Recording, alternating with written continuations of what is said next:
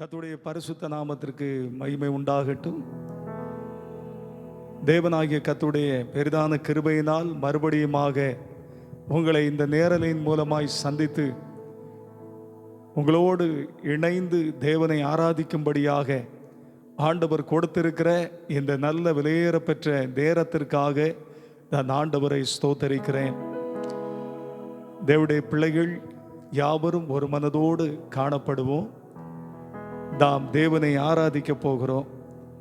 நாம் இருக்கிற இடங்களிலே நம்முடைய கண்களை மூடி முழங்கார் படியிட்டு எல்லாரும் ஆண்டவருடைய முகத்தை நோக்கி பார்ப்போமா? ஆண்டவருடைய மகிமையின் பிரசன்னம் இறங்கி வரும். இந்த மத்தியிலே ஆண்டவர் இருக்கிறார். கண்களை மூடி ஹல்லேலூயா ஹல்லேலூயா ஹல்லேலூயா ஹல்லேலூயா. தேவனே உமக்கு மகிமை செலுத்துகிறோம். ஆண்டவரே, நாங்கள் உம்மை ஸ்தோத்தரிக்கிறோம், உம்மை துதிக்கிறோம், உம்மை துதிக்கிறோம், உம்மை துதிக்கிறோம். ஹல்லேலூயா ஹல்லேலூயா ஹல்லேலூயா. Praising Lord. ஆராதனை பிதாவே, ஆராதனை இயேசுவே, ஆராதனை ஆவியே, ஆராதனை உமக்கே, ஆராதனை பிதாவே,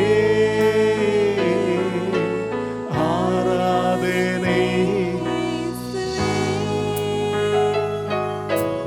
ஆராதனை ஆவியே, ஆராதனை உமக்கே. ஹல்லேலூயா ஹல்லேலூயா ஹல்லேலூயா ஹல்லேலூயா. நன்றி தகப்பனே, உமக்கு ஸ்தோத்திரம் ஆண்டவரே. கிருபையும் இரக்கமும் நிறைந்த எங்கள் பரிசுத்த பிதாவே, இந்த ஆசீர்வாதமான நேரத்தில் நாங்கள் உமக்கு நன்றி சொல்கிறோம். தேவாதி தேவனை ஆராதிக்கும்படி உம்முடைய பாதத்தில் நாங்கள் இருக்கிறோம்.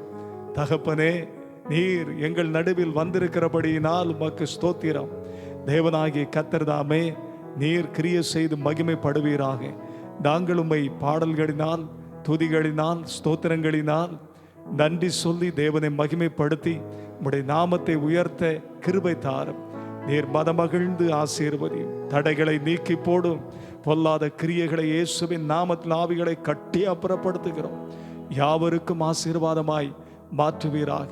யாவரோடும் பேசுவீராக. யாவருக்கும் அற்புதத்தை செய்வீராக. நீர் அப்படியே செய்கிறதற்காக நன்றி ஸ்தோத்திரம். தாழ்மை இயேசுவின் மூலம் வேண்டுகிறோம் நல்ல பிதாவே. ஆமென் ஆமென் ஆமென். நம்முடைய பாடல் புத்தகத்தில், பெரிய பாடல் புத்தகத்தில்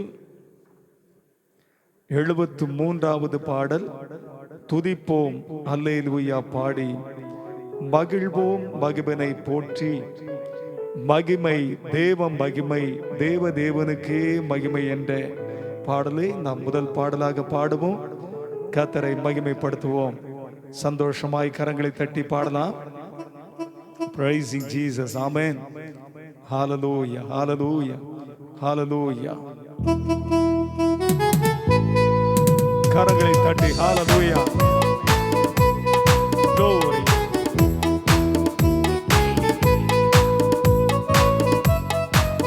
எல்லாரும் சேர்ந்து Hallelujah.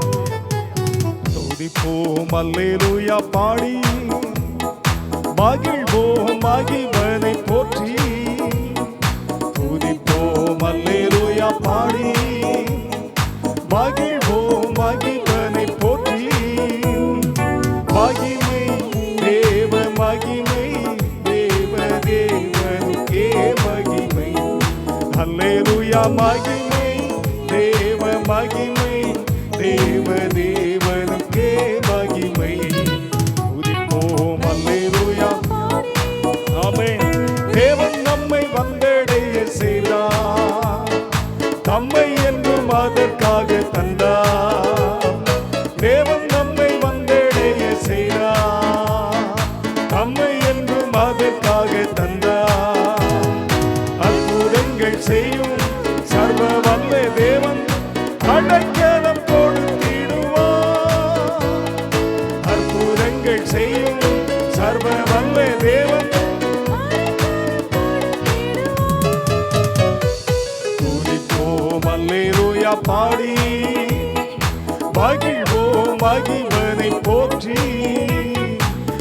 துதிப்போம் அல்லேலூயா பாடி.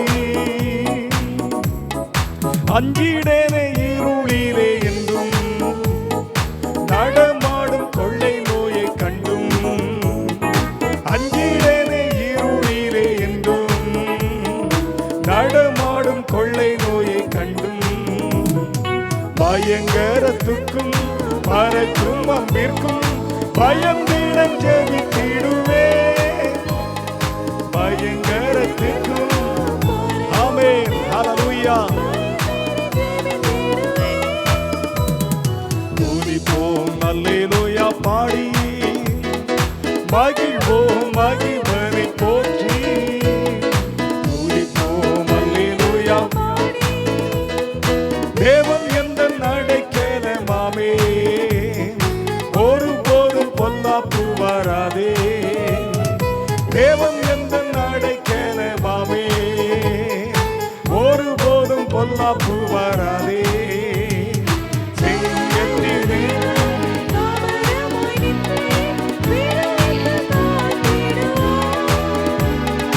சர்வ வல்ல தேவன் தாவரமாய் நின்றே விடுவித்து காத்திடுவார். துதிப்போம் அல்லேலூயா பாடி. மகிழ்வோம் மகிழ்வனை போற்றி. துதிப்போம்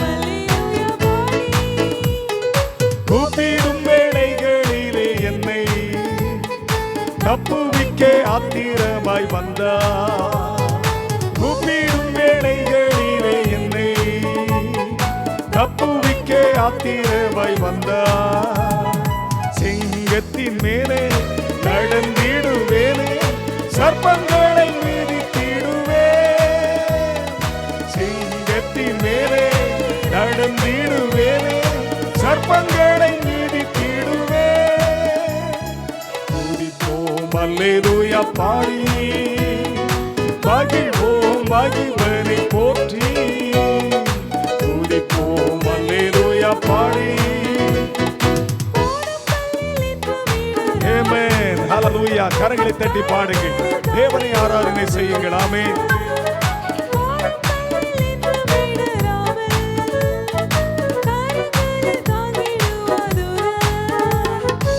ஒருபோதும் வாதை என் கூடாரத்தை அணுகாமல் காத்திடுவார்.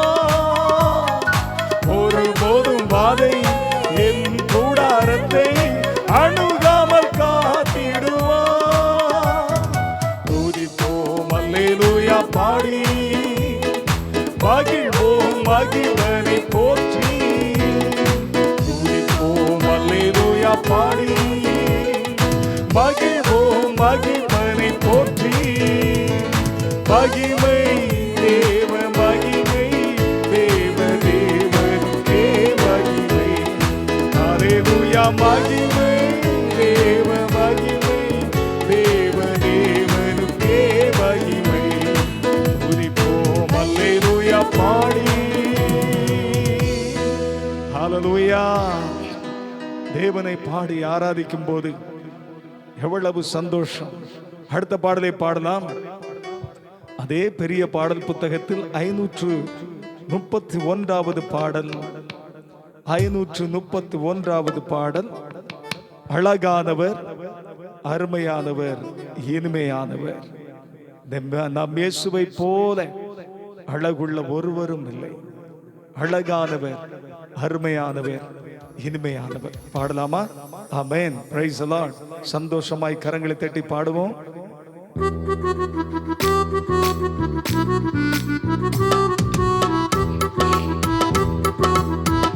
ஆமென். ஹல்லேலூயா. எல்லாரும் சேர்ந்து ஹல்லேலூயா.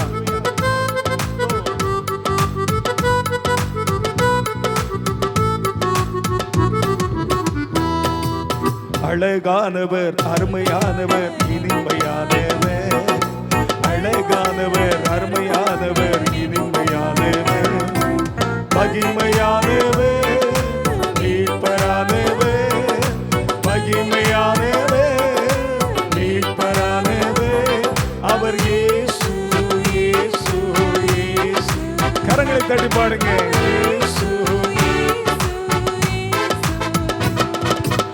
அழகானவர் அருமையானவர் இனிமையானவர் அழகானவர் அருமையானவர் இனிமையானவர் மகிமையானவர் மீட்பரானவர் மகிமையானவர் மீட்பரானவர் அவர் இயேசு இயேசு இயேசு அவர் இயேசு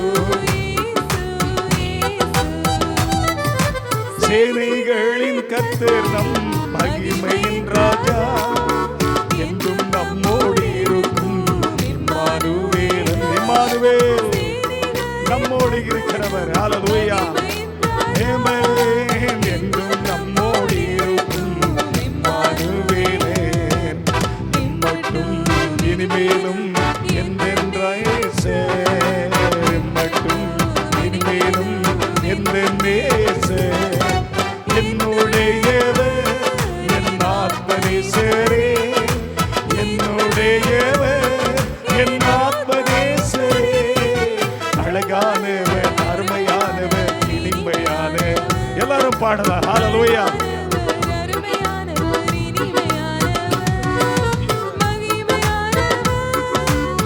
மீட்பரானவர் மகிமையானவர் மீட்பரானவர் அவர் இயேசு இயேசு இயேசு கண்மலை கோட்டையும் துணையுமானவர் ஹல்லேலூயா அவர் நம்முடைய துணையானவர் கண்மலையும் கோட்டையும் துணையுமானவர் ஆற்றி தேற்றி காத்திடும் தாயுமானவர் கண்மலையும் கோட்டையும் துணையுமானவர் ஆற்றி தேற்றி காத்திடும் தாயுமானவர் என்றென்றும் நடத்திடும் எந்தென் ராஜா என்றென்றும் எந்தென் ராஜா என்னுடையவர் என் நேசகர்த்தரே என்னுடையவர் என் நேசகர்த்தரே அழகானவர் அருமையானவர் எல்லாரும் பாடி கர்த்தரை ஆராதிக்கலாம்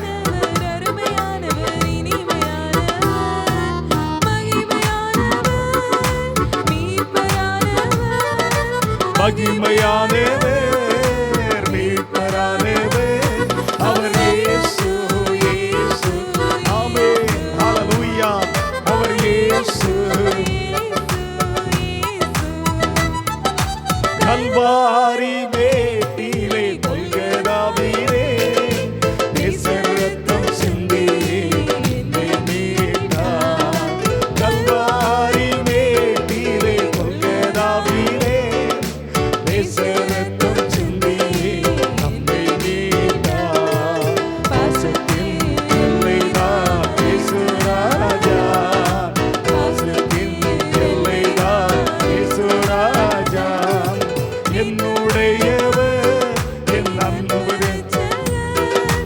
என்னுடையவர் என் அன்பு ரட்சகர் அழகானவர் அருமையானவர் இனிமையானவர் அழகானவர் அருமையானவர் இனிமையானவர் மகிமையானவர் மகிமையானவர் மீட்பரானவர் அவர் இயேசு இயேசு அவர் இயேசு இயேசு இயேசு அவர் இயேசு இயேசு இயேசு ஹல்லேலூயா இயேசுவை போல் அழகுள்ள ஒருவரும் இல்லை அடுத்த பாடலை கூட பாடி தேவனை ஆராதிப்போம் அதே பெரிய பாடல் புத்தகத்தில் 958வது பாடல் பரிசுத்தர் கூட்டம் இயேசுவை போற்றி பாடி மகிழ்ந்தாடி அங்கே கூடிட பரமானந்த கீதம் அங்கெழும்ப நீ அங்கிருப்பாயோ சொல் என் மனமே ஹல்லேலூயா பரலோக ராஜ்யத்திற்கு நாம் போவோம் பரிசுத்த கூட்டம் அங்கே இருக்கும் பாடி மகிழ்ந்து ஆடுவார்கள் நீ அங்கிருப்பாயோ சொல்லன் மனமே தாபம் பாட போகிற நானும் அங்கே இருப்பேன் ஆண்டவரே ஹல்லேலூயா விசுவாசத்தோடு ஆமென் கரங்களை தட்டி பாடலாம் praise the Lord ஹல்லேலூயா பாடி கர்த்தரை ஆராதிக்க போகிறோம் praising Jesus ஆமென்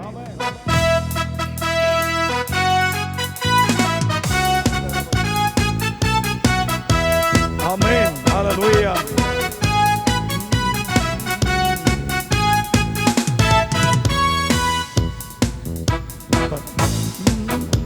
பரிசுத்தர் கூட்டம் இயேசுவை போற்றி பாடி மகிழ்ந்தாடி அங்கே கூடிட. பரிசுத்தர்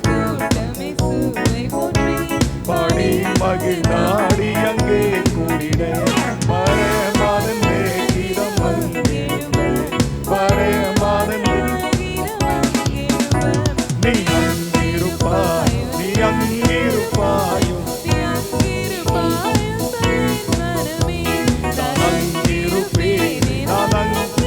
அங்கே இருப்பேன். ஹalleluya. இயேசுவுடன் ஆட்டுக்குட்டியும் அரசாட்சி செய்ய அன்பினோரியவரும் அவரை சேர. ஆட்டுக்குட்டியும் அரசாட்சி செய்ய அன்பினோரியவர். கரங்களை தட்டி பாடலாம். ஹalleluya.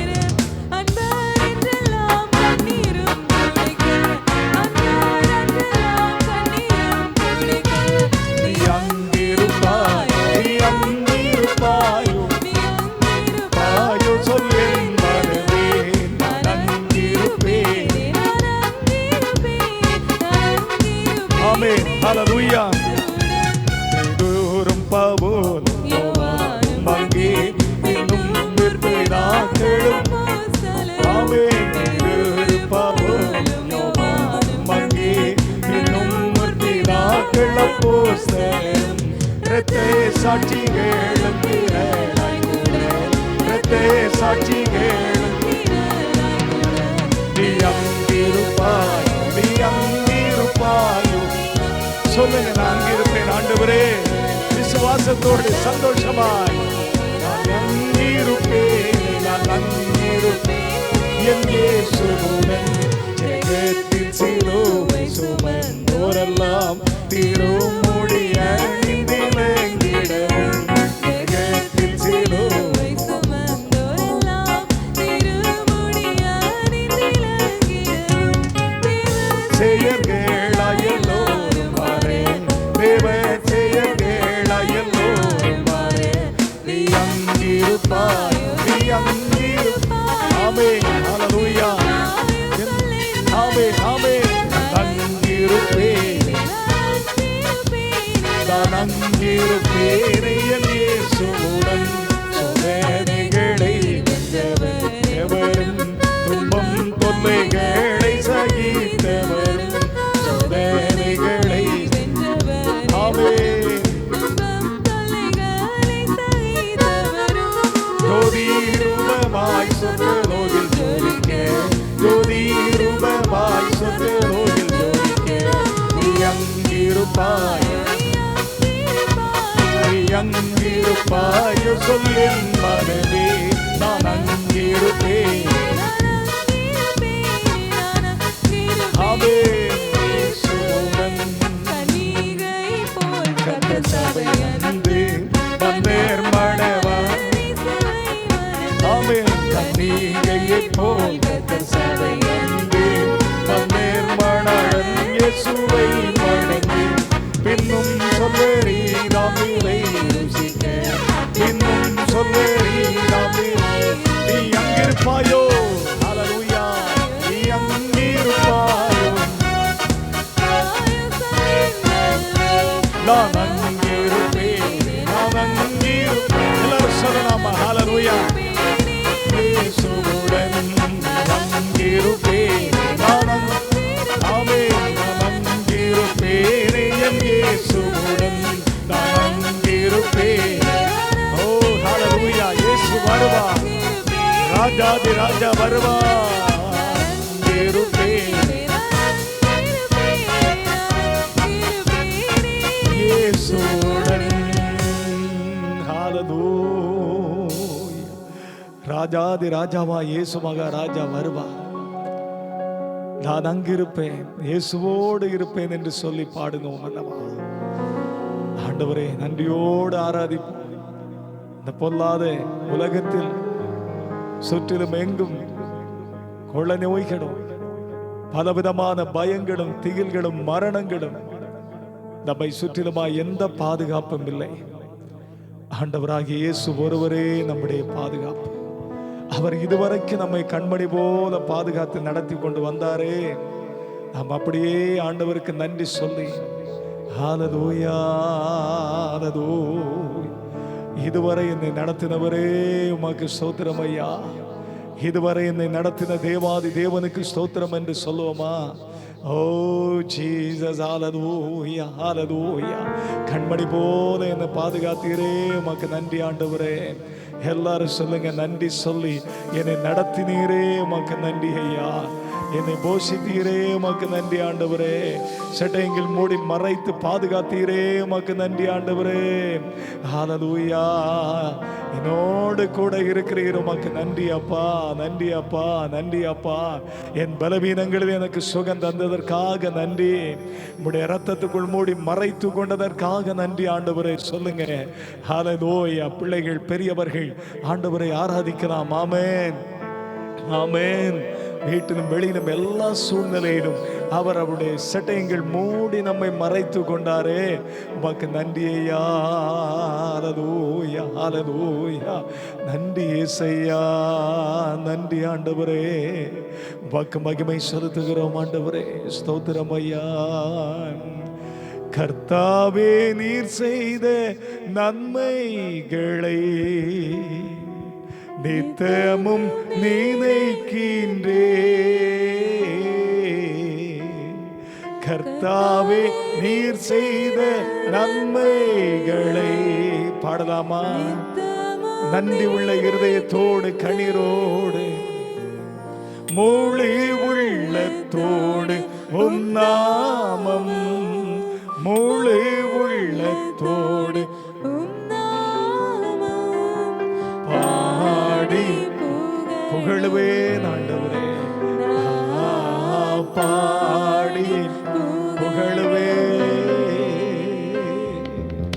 என் இயேசு ராஜாவுக்கே. என்னாலும் ஸ்தோத்திரம் ஐயா. என்னோடு வாழ்பவர்க்கே என்னாலும் ஸ்தோத்திரம்.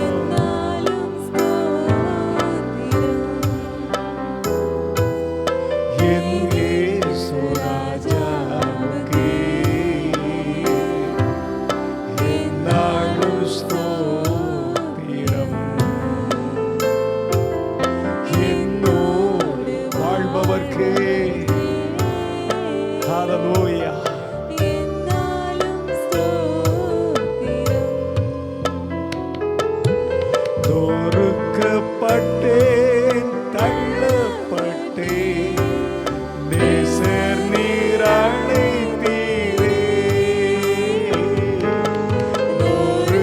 நொறுக்கப்பட்டேன், தள்ளப்பட்டேன், நேசர் நீர் அழைத்தீரே.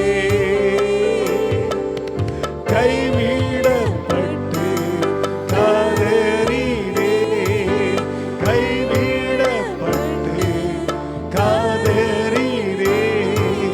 கர்த்தர் நீர் தேற்றினீர், கர்த்தர் நீர் தேற்றினீர். ஆமாண்டவரே, என் இயேசு ராஜாவுக்கே என்னாலும் ஸ்தோத்திரம்.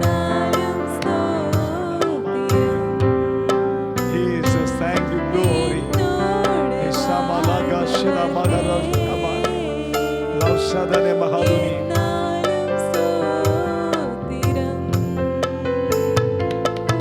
இனி நான் வாழ்வது உமக்காக, உமது மகிமைக்காக. இனி நான் வாழ்வது உமக்காக, உமது மகிமைக்காக. உம் அன்பை எடுத்து சொல்லுவேன், உம் அன்பை எடுத்து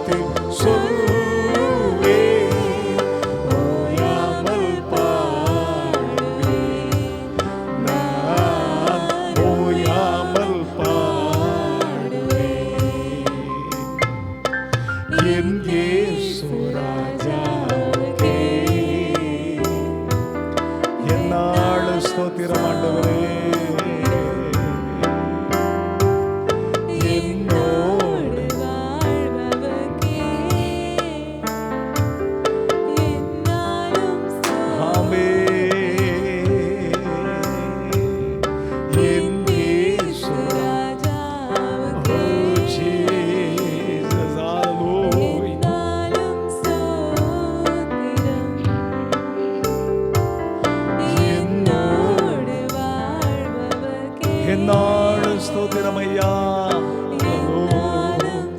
ஸ்தோத்திரம்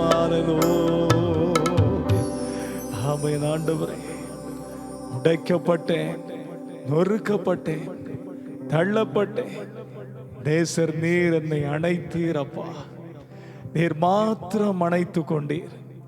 வாழ்க்கையில நொறுக்கப்பட்ட போது, தள்ளப்பட்ட போது, உடைக்கப்பட்ட போது, கண்ணீரின் பள்ளத்தாக்குக்குள்ளே நடந்து சென்ற போது, ஆறுகளை கடந்த பொழுது, அக்கினிகளை கடந்த பொழுது, வனாந்திரத்தில் நம்மோடு கூட இருந்தவர் அப்பா இயேசு ஒருவர் மாத்திரம்தான். அவர்தான் நம்மோடு இருக்கிறார். அவர்தான் நம்மை நடத்தி கொண்டு செல்கிறார். நாமும் அவரோடு நடப்போம். அவரே பற்றி பிடித்துக் கொள்வோம். ஓ ஹல்லேலூயா. நன்றி ஆண்டவரே.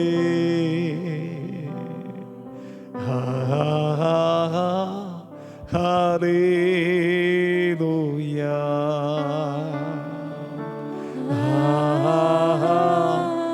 ஆமென். கரங்களை உயர்த்தி ஆண்டவரை ஆராதிக்கலாம். நம்முடைய கரங்களை அசைத்து ஆண்டவரை கனப்படுத்துவோம். ஆமென் ஜீசஸ்.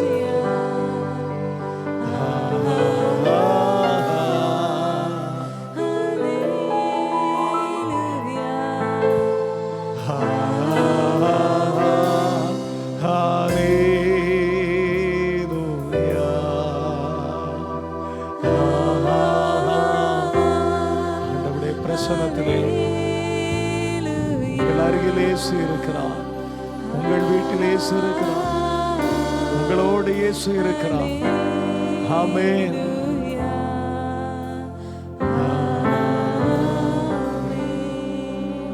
ஆமென் ஜீசஸ். ஹல்லேலூயா. ஆமென். ஹல்லேலூயா. கர்த்தருடைய நாமத்திற்கு மகிமை உண்டாகட்டும். தொடர்ந்து நாம் ஆண்டவருடைய வார்த்தையை கேட்க போகிறோம். தேவ பிள்ளைகள், தேவனை துதிக்கிற துதிகள் ஸ்தோத்திரங்களோடு கூட நீங்கள் ஆண்டவருடைய பாதத்தில் இருக்கும்படி நான் உங்களை அன்போடு கேட்டுக்கொள்கிறேன். நிச்சயமாய் ஆண்டவர் உங்களோடு பேசுவார். நீங்கள் எதிர்பாருங்கள். ஆண்டவரே, என்னோடு நீர் பேச வேண்டும் என்று கேளுங்கள். உம்முடைய சத்தம் எனக்கு வேண்டும். நான் இருக்கிற என்னுடைய பிரச்சனையில், என்னுடைய சூழ்நிலையில் ஆண்டவர் மாத்திரம்தான் அதை மாற்ற முடியும். நீர் என்னோடு பேசும். உம்முடைய வார்த்தை வேண்டும்.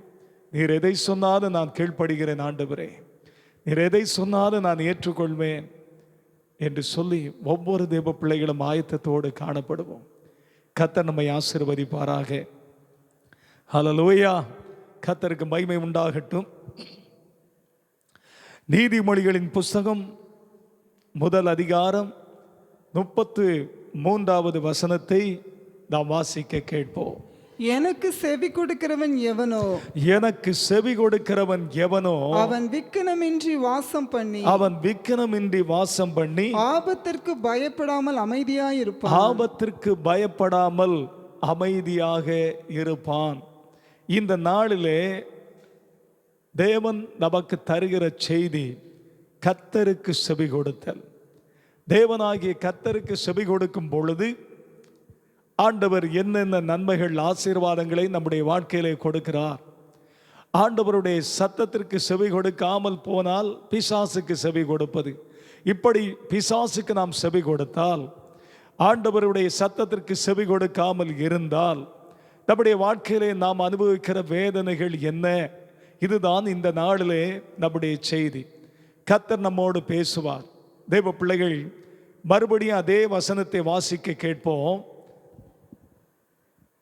நீதிமொழிகள் 1ஆம் அதிகாரம் 33வது வசனத்தை, எனக்கு செவி கொடுக்கிறவன் எவனோ, எனக்கு செவி கொடுக்கிறவன் எவனோ, அவன் விக்கினமின்றி வாசம் பண்ணி, அவன் விக்கினமின்றி வாசம் பண்ணி, ஆபத்திற்கு பயப்படாமல் அமைதியாயிருப்பான். ஆபத்திற்கு பயப்படாமல் அமைதியாய் இருப்பான். கர்த்தருடைய நாமத்திற்கு மகிமை உண்டாகட்டும். வேதத்தில் ஆண்டவர் தெளிவாக எழுதி வைத்திருக்கிறார். எனக்கு செவி கொடுக்கிறவர்கள் எவர்களோ அவர்கள் விக்கினங்கள் வந்தாலும் சரி, எந்த ஒரு காரியத்துக்கும் கலங்காமல் ஆபத்திற்கு பயப்படாமல் இருப்பான் என்று வேதம் சொல்லுகிறது. பிரியமான தேவனுடைய பிள்ளைகளே, இந்த நாட்கள் ஒரு கொடிய நாட்கள். உலக தேசம் முழுவதும் தத்தளித்து கொண்டிருக்கிற நேரம் இது. நம்முடைய இந்திய தேசமும் தத்தளித்து கொண்டு இருக்கிறது. வெளியிலே போனால் பயம், உள்ளே இருந்தாலும் பயம். டிவியிலே பார்க்கும் பொழுது அடுத்தது என்ன செய்தி வருமோ, அடுத்தது என்ன சொல்வார்களோ தெரியாது. உலக சுகாதார மையம் அது என்ன சொல்லும், டாக்டர்கள் அடுத்தது என்ன சொல்ல போகிறார்கள், வல்லுநர்கள் என்ன சொல்ல போகிறார்கள், அடுத்தபடியாக இதிலே தப்பித்துக் கொள்கிற வழி என்ன, அடுத்தது செய்தி வருகிறது இவ்வளவு பேர் மரித்து போனார்கள் கொரோனா கொள்ளை நோயினால், அப்படியான செய்திகள். அடுத்தது பார்த்தால் புதிதாக வேற ஏதோ ஒரு வியாதி வரப்போகிறது, அடுத்தது பார்த்தால் 3வது அலை வரப்போகிறது. இப்படியான செய்திகள் மேல் செய்திகளை நாம் கேட்டுக்கொண்டே இருக்கிறோம், அவைகளை நாம் பார்த்து கொண்டே இருக்கிறோம். இவைகளை கேட்டு கேட்டு நம்முடைய இருதயமானது பயமும் கலக்கமுமாக இருந்து கொண்டிருக்கிறது. ஆனால் வேதம் நமக்கு என்ன சொல்லுகிறது, எனக்கு செவி கொடுக்கிறவன் எவனோ அவன் என்ன செய்வானாம், விக்கினத்தை கண்டு அவன் கலங்க மாட்டானாம். எனக்கு செவி கொடுக்கிறவன் எனக்கு செவி கொடுக்கிறவன் எவனோ அவன் விக்கினமின்றி வாசம் பண்ணுவான், ஆபத்திற்கு பயப்படாமல் அமைதியாய் இருப்பான். கர்த்தருடைய நாமத்திற்கு மகிமை உண்டாகட்டும். பாருங்க, ஆண்டவருடைய வார்த்தை சொல்லுகிறது, எனக்கு செவி கொடுக்கும் பொழுது, என்னுடைய வார்த்தையை கேட்கும்படியாக உன்னுடைய செவிகள் திறந்திருந்தால், என்னுடைய வார்த்தை உன் செவிகளுக்குள் வரும் பொழுது அவைகளை உன்னுடைய இருதயத்திலே நீ வைத்து என்னுடைய வார்த்தைக்கு கீழ்ப்படியவும், என்னுடைய வார்த்தைக்கு நீ உன்னுடைய வாழ்க்கையை ஒப்பு கொடுத்து நீ என்னோடு கூட என்னையே பின்பற்றி வருவாயானால் நீ விக்கினமின்றி வாசம் பண்ணுவாய். எந்த விதமான விக்கினமின்றி வாசம் பண்ணுவாய். எந்த தீமையும் உன்னை அணுகாதபடி நீ வாசம் பண்ணுவாய். ஆபத்தை கண்டு பயப்பட மாட்டாய், அமைதியாய் இருப்பாய். காரணம், என் தேவனாகிய கர்த்தர் இயேசு என்னோடு இருக்கிறார், அவர் என்னை பாதுகாத்துக் கொள்வார் என்ற தைரியத்தை உனக்கு கர்த்தர் கொடுத்து விடுவார். அவர் உன்னோடு கூட இருக்கிறார் என்ற தைரியத்தை உனக்கு தருவார், விசுவாசத்தை தருவார். ஆகவே ஆண்டவர் சொல்லுகிறார், பயப்படாதபடி நீ அமைதியாய் இருப்பாய். இங்கே நான் பார்க்கிற 2 சம்பவத்தை சொல்லி நான் உங்களுக்கு இந்த தேவனுடைய வார்த்தையை சொல்லி ஜெபிக்க போகிறேன். முதலாவதாக, எகிப்தில் தலைப்பிள்ளைகளை சங்காரம் பண்ணும்படி இஸ்ரவேல் ஜனங்கள் கர்த்தரின் சத்தத்திற்கு செவி கொடுத்தார்கள். கர்த்தருடைய நாமத்திற்கு மகிமை உண்டாகட்டும். யாத்ராகம புஸ்தகம் 12வது அதிகாரம் 21 முதல் 23 வசனம் முடிய நான் வாசிக்க கேட்போம். அப்பொழுது மோசே இஸ்ரவேல் மூப்பர்கள் யாவரையும் மோசே அழைப்பித்து, நீங்கள் உங்கள் குடும்பங்களுக்கு தக்கதாக உங்களுடைய குடும்பங்களுக்கு தக்கதாக உங்களுக்கு ஆட்டுக்குட்டியை தெரிந்தெடுத்துக் கொண்டு நீங்கள் உங்களுக்கு ஒரு ஆட்டுக்குட்டியை தெரிந்தெடுத்துக் கொண்டு பஸ்காவை அடித்து ஈசோப்பு கொழுந்துகளின் கொத்தை எடுத்து கிண்ணியில் இருக்கும் அந்த ஆட்டினுடைய இரத்தத்தில் தோய்த்து அதில் இருக்கிற அந்த இரத்தத்தை வாசல் நிலைக்கால்கள் மேற்சட்டத்திலும் வாசலின் நிலைக்கால்கள் இரண்டிலும் தெளியுங்கள். விடியற்காலம் வரைக்கும் உங்களில் ஒருவரும் வீட்டு வாசலை விட்டு புறப்பட வேண்டாம். கர்த்தர் எகிப்தியரை அதம் பண்ணுகிறதற்கு கடந்து வரும்படியாக கடந்து வருவார். நிலையின் மேற்சட்டத்திலும் வாசலின் நிலைக்கால்கள் இரண்டிலும் அந்த இரத்தத்தை காணும்போது அந்த இரத்தத்தை காணும் பொழுது கர்த்தர் சங்காரக்காரனை உங்கள் வீடுகளில் உங்களை அதம் பண்ணுகிறதற்கு வர ஒட்டாமல் வாசற்படியை விலகி கடந்து போவார். வாசற்படியை கடந்து அவன் போய்விடுவான். கர்த்தருடைய நாமத்திற்கு மகிமை உண்டாகட்டும். பிரியமான தேவனுடைய பிள்ளைகளே, இந்த சம்பவம் இந்த பரிசுத்த வேதாகமத்தில் பைபிளில் பழைய ஏற்பாட்டிலே நடந்த சம்பவத்தை ஆண்டவர் எழுதி வைத்திருக்கிறார். எகிப்து தேசத்தில் அந்த காலத்திலே இஸ்ரவேல் ஜனங்கள் அடிமைகளாக இருந்து கொண்டு இருந்தார்கள். இந்த அடிமைத்தனத்தில் இருந்து அவர்கள் தேவனாகிய கர்த்தரை நோக்கி ஒவ்வொரு நாளும் அவர்கள் கூக்குரலை விடவும் கண்ணீர் விடவும் ஆண்டவரை நோக்கி, எங்கள் பிதாக்களின் தேவனே, நீர் எங்கே? எங்களை காப்பாற்றும், எங்களை அடிமைத்தனத்தில் இருந்து விடுதலையாக்கும் என்று சொல்லி அவர்கள் கதறிக்கொண்டே இருந்தார்கள். கர்த்தர் அதை பார்த்தார். பாருங்க, ஸ்தோத்திரம். அந்த எகிப்து தேசத்தில் இருந்த பார்வோன் என்று சொல்லுகிற ராஜாவானவன் அந்த ஜனங்களை அவ்வளவாக ஒடுக்கினான். கர்த்தருக்கு ஸ்தோத்திரம். அவன் ஒடுக்க காரணம் என்ன தெரியுமா? தேவனுடைய பிள்ளைகள் அங்கே பலுகி பெருகி கொண்டே இருந்தார்கள். பலுகி பெருகிறதை பார்த்த பொழுது அந்த பார்வோன் ராஜாவுக்கு அவனுக்குள்ளே பயங்கரமான ஒரு பொறாமை, பயங்கரமான ஒரு எரிச்சலும், பயங்கரமாய் பயமும் வந்துவிட்டது. ஏனென்றால் இந்த ஜனங்கள் இவ்வளவாய் நம்முடைய தேசத்திலே பலுகி பெருகி பெருங்கூட்டமாய் மாறிக்கொண்டு இருக்கிறார்கள். இப்படி இருக்கும் பொழுது திடீரென்று வேறொரு தேசத்தை, வேறு நாட்டை சேர்ந்தவர்கள் தன்னுடைய நாட்டின் மேலே யுத்தம் பண்ணும்படி புறப்பட்டு வருவார்களானால் அவர்களோடு கூட இவர்களும் சேர்ந்து நம்மை அழித்து போடுவார்கள், நம்முடைய தேசத்தை அவர்களுக்கு சொந்தமாக்கி கொள்வார்கள் என்று சொல்லி பயந்து நடுங்கி இவர்களை வளர விடக்கூடாது, இவர்களை பெருக விடக்கூடாது, இவர்களை நசுக்க வேண்டும், இவர்களை மிதிக்க வேண்டும், எழும்பவே விடாதபடி அழித்து விட வேண்டும் என்று சொல்லி பல சட்டங்களை போட்டான். அவர்களை ஒடுக்கினான், அடிமைத்தனமாக வேலை வாங்கினான், கடுமையாக அவர்களை வேலை வாங்கி அவர்களை கஷ்டப்படுத்தினான். ஆனாலும் தேவ ஜனங்களாகிய இஸ்ரவேல் ஜனங்களின் பெருக்கத்தை, அவர்கள் பலுகி பெருகிறதை தடை செய்ய முடியவில்லை. கடைசியாக சொன்னான், இந்த இஸ்ரவேல் ஜனங்களுக்கு அந்த நாட்களிலே எபிரேயர் என்று பெயர். அவன் சொன்னான், இந்த எபிரேயர்கள் அவர்களுக்கு பிறக்கிற குழந்தை ஆண் குழந்தையானால் அந்த குழந்தை எகிப்து தேசத்திலே பாய்ந்து செல்கிற பெரிய நதி, நைல் நதி, அந்த நைல் நதியிலே போட்டுவிட வேண்டும் என்று சொல்லி ஒரு சட்டத்தை அவன் பிறப்பித்தான்.